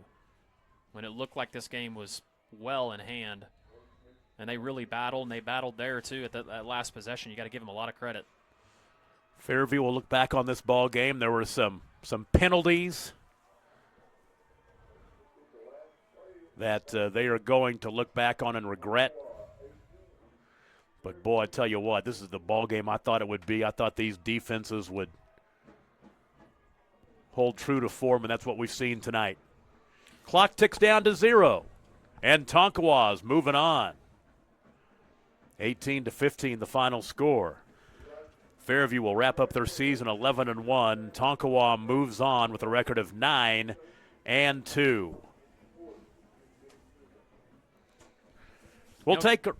I was just going to say, I mean, hats off to Tonkawa, too. They really came out strong in the second half. You know, besides that third quarter, this game was a very evenly matched game. And, you know, big-time credit for Fairview to get that late score and then also to give themselves a chance to, you know, possibly win the game late. It was Tonkawa coming out of the locker room, scoring on the first possession of the third quarter to grab the 12-7 lead, then getting the pick and scoring again to go up 18-7. And it put Fairview on the they had to come back the rest of the way, and they almost did it, but they lose 18-15. We'll take a break, and our post-game show begins after this. You're watching the Game of the Week on Squirtle, brought to you by High Plains Insurance. For generations, the FFA has been helping our children through agriculture to grow into responsible adults. We believe in and we support the work being done by our local FFA chapters and all they do to create an enriching experience for our youth. For all you do, you have our thanks. Farm Credit of Enid. Together, we grow. Is your school or booster club looking for ways to fundraise? Let Downtown Threads create a custom website to showcase all your school apparel. You pick the design and the garment, we do the rest. We will handle all the payments and cut you one check when the website is closed. Call today, 580-237-7060. Downtown Threads, proudly supporting all local high school athletes. At Bellamy & Company, we know agriculture. Every day we actively value, market, and sell farmland and farm equipment. We also provide comprehensive insurance products for crops, farm equipment, and farm liability. This provides us a true understanding of the rural way of life, resulting in a better service for our customers. There is a difference. We'd be honored to show you. Find out more at callbellamy.com. That is callbellamy.com. OKBit Service Inc. has been providing quality service and products to the petroleum, water, and mining industries for over 35 years. We provide high-quality tricones, reamers, and PDC bits to water well, mining, geothermal, oil and gas, and directional boring and construction companies nationwide. Contact OKBit today for your next drilling project. We are proud supporters of our local community and very proud of our Tonkawa Public Schools. Go Bucks! Are you looking for a bank that provides excellent security and safety for your account information? Then Bank Central is made for you. When you use our website, bcna.com, you can pay bills, check account balances, download statements, and even manage your debit card. With our mobile app, you can do all that, plus make deposits as easily as taking a picture with your phone. Talk to a CSR at any of our 6 locations to find the products that work best for your banking needs. At Bank Central, we're centered on you. Member FDIC. Electricity. That's what we've been about since 1936. Since then, Cimarron's mission of bringing electricity to its members has been nothing short of successful. But over the years, it's become more than that. It's about powering our neighbors' heating in the winter, keeping the lights on at the ball field, and keeping your phones charged to capture those special moments. We are proud to be part of your community. Thank you for being part of Cimarron for all of these years. Dr. Matt Dieselhorst at Dieselhorst Sports and Orthopedics can help you get game day ready. Dr. Dieselhorst works with athletes of all ages, taking a coordinated approach to accelerate return to play and maximize athletic performance. His work with pros in sports training, injury prevention, bracing, functional rehabilitation, and imaging works seamlessly with his medical and surgical expertise. Get started by going to Dieselhorst Sports and Orthopedics. Let Dr. Matt Dieselhorst get you back on the field, backing all Oklahoma athletes on the field and off. Do you have the right insurance for your needs? Let Nick Ewing at Ewing Insurance Agency in Fairview and Watonga work for you. Nick is your local, service-minded agent that can help you find the insurance plan that is right for you. Home, auto, life, health, farm owners, and commercial insurance, Nick can help. Visit Nick Ewing of Ewing Insurance Agency at 106 North Main in Fairview and 401 North Clarence Nash Boulevard in Watonga. Proud to support all of our area student athletes. The High Plains Insurance Agency takes pride in keeping up with many changes in the crop insurance industry and keeping their insurers informed of these changes. The goal is to help each farmer customize their crop insurance to meet their needs.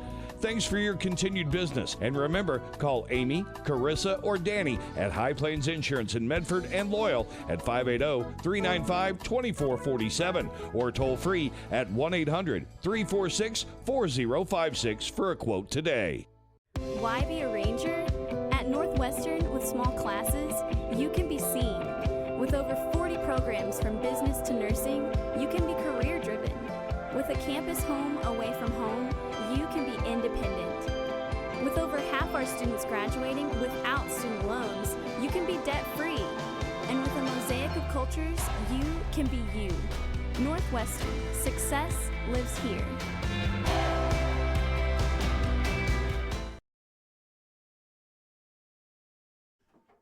Welcome back to the Squirtle High School football game of the week, brought to you by High Plains Insurance. This is the Pioneer Tech post-game show. Pioneer Tech in Ponca City. Go to pioneertech.edu for more information. What a ball game it was. Tom Nelson, Adam Dieselhorst with you, and boy, it came down to the very end. 18-15 the final score, and I tell you what, Fairview was firing there at the end, trying to get back into it, and they've had 2 come-from-behind wins this year. We're looking for a third, but it wouldn't happen tonight. Yeah, and I mean, ultimately, it's a big task, an arduous task, trying to score from 79 yards out with 2 minutes to go and no timeouts. But you learn lessons in sports. That's what sports teach you. And Fairview had a fantastic season, made it a lot further, and had a more successful season than anyone would have thought. And I think a lot of that had to do with their senior leadership. They didn't have a big class of seniors, but they had a great group of seniors that were great leaders. And these younger kids got to experience something, and any coach will tell you, moments like this and the experience in the playoffs are what allow you to take that next step to possibly at some point in time hoist up a gold ball. And if that's it, I know that's a goal for Fairview. A couple of years ago they were in the semis, and I think they've got a group of young kids that give them that kind of opportunity. You saw Jax, a freshman, maybe not get rid of the ball when he probably should have, take a few sacks that he shouldn't have. But those learning experiences are what you're going to take from this game. Let's go back and recap the way this ball game played out. Going back to the first half, Fairview got the ball to start the ball game, and Jax Bernard threw the first of 3 interceptions. Chad Slavens with the interception, and it set up Tonkawa at the Fairview 42-yard line, and they used 9 plays to score. 9 plays, 42 yards in 4 minutes and 31 seconds, and Roman Chandler scored from 10 yards out. Extra point kick was no good. Those extra points would come back to make it interesting down the stretch as well. 4:07 to play in the first quarter. Tonkawa led 6-0. Neither team would score until late in the first half.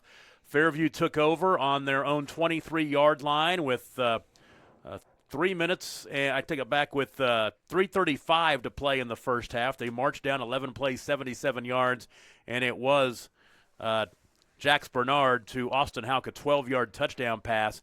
Extra point kick by Caden Pettis, made it 7-6, and Fairview had the lead at halftime. That touchdown came with 34 seconds to play in the first half. 11 plays, 77 yards in 3 minutes and 1 second. So 7-6 Fairview at halftime. Tonkawa got the football to start the third quarter, and they marched down 3 plays, 65 yards in 1:19. It's Roman Chandler with a 45-yard touchdown run. Went for 2, came up empty, made it 12-7 with 10:32 to play in the third quarter.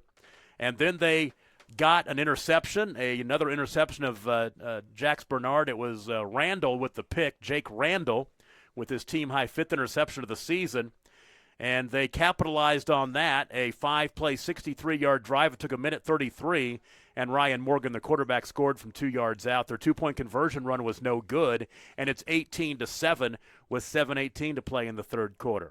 Fairview got the ball, put together a 16-play drive, and came up empty, went forward on 4th down, had a couple exchange punts. Tonkawa had the football, had a chance to really run some time off the clock, and they didn't do a very good job with it. Gave the ball back to Fairview with 3:55 to play in the ball game. And Fairview scored 7 plays, 68 yards in a minute 14 as Blake Perez scored from 2 yards out.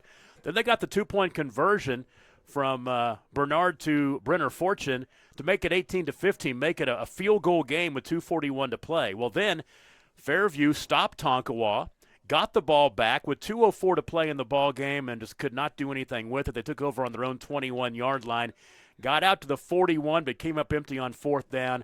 Tonkawa got the ball back, took a knee, and it's the Bucks moving on, and Fairview seeing their season come to an end. Take a look at the numbers in this ball game. First of all, for Fairview, 31 rushes for 84 yards.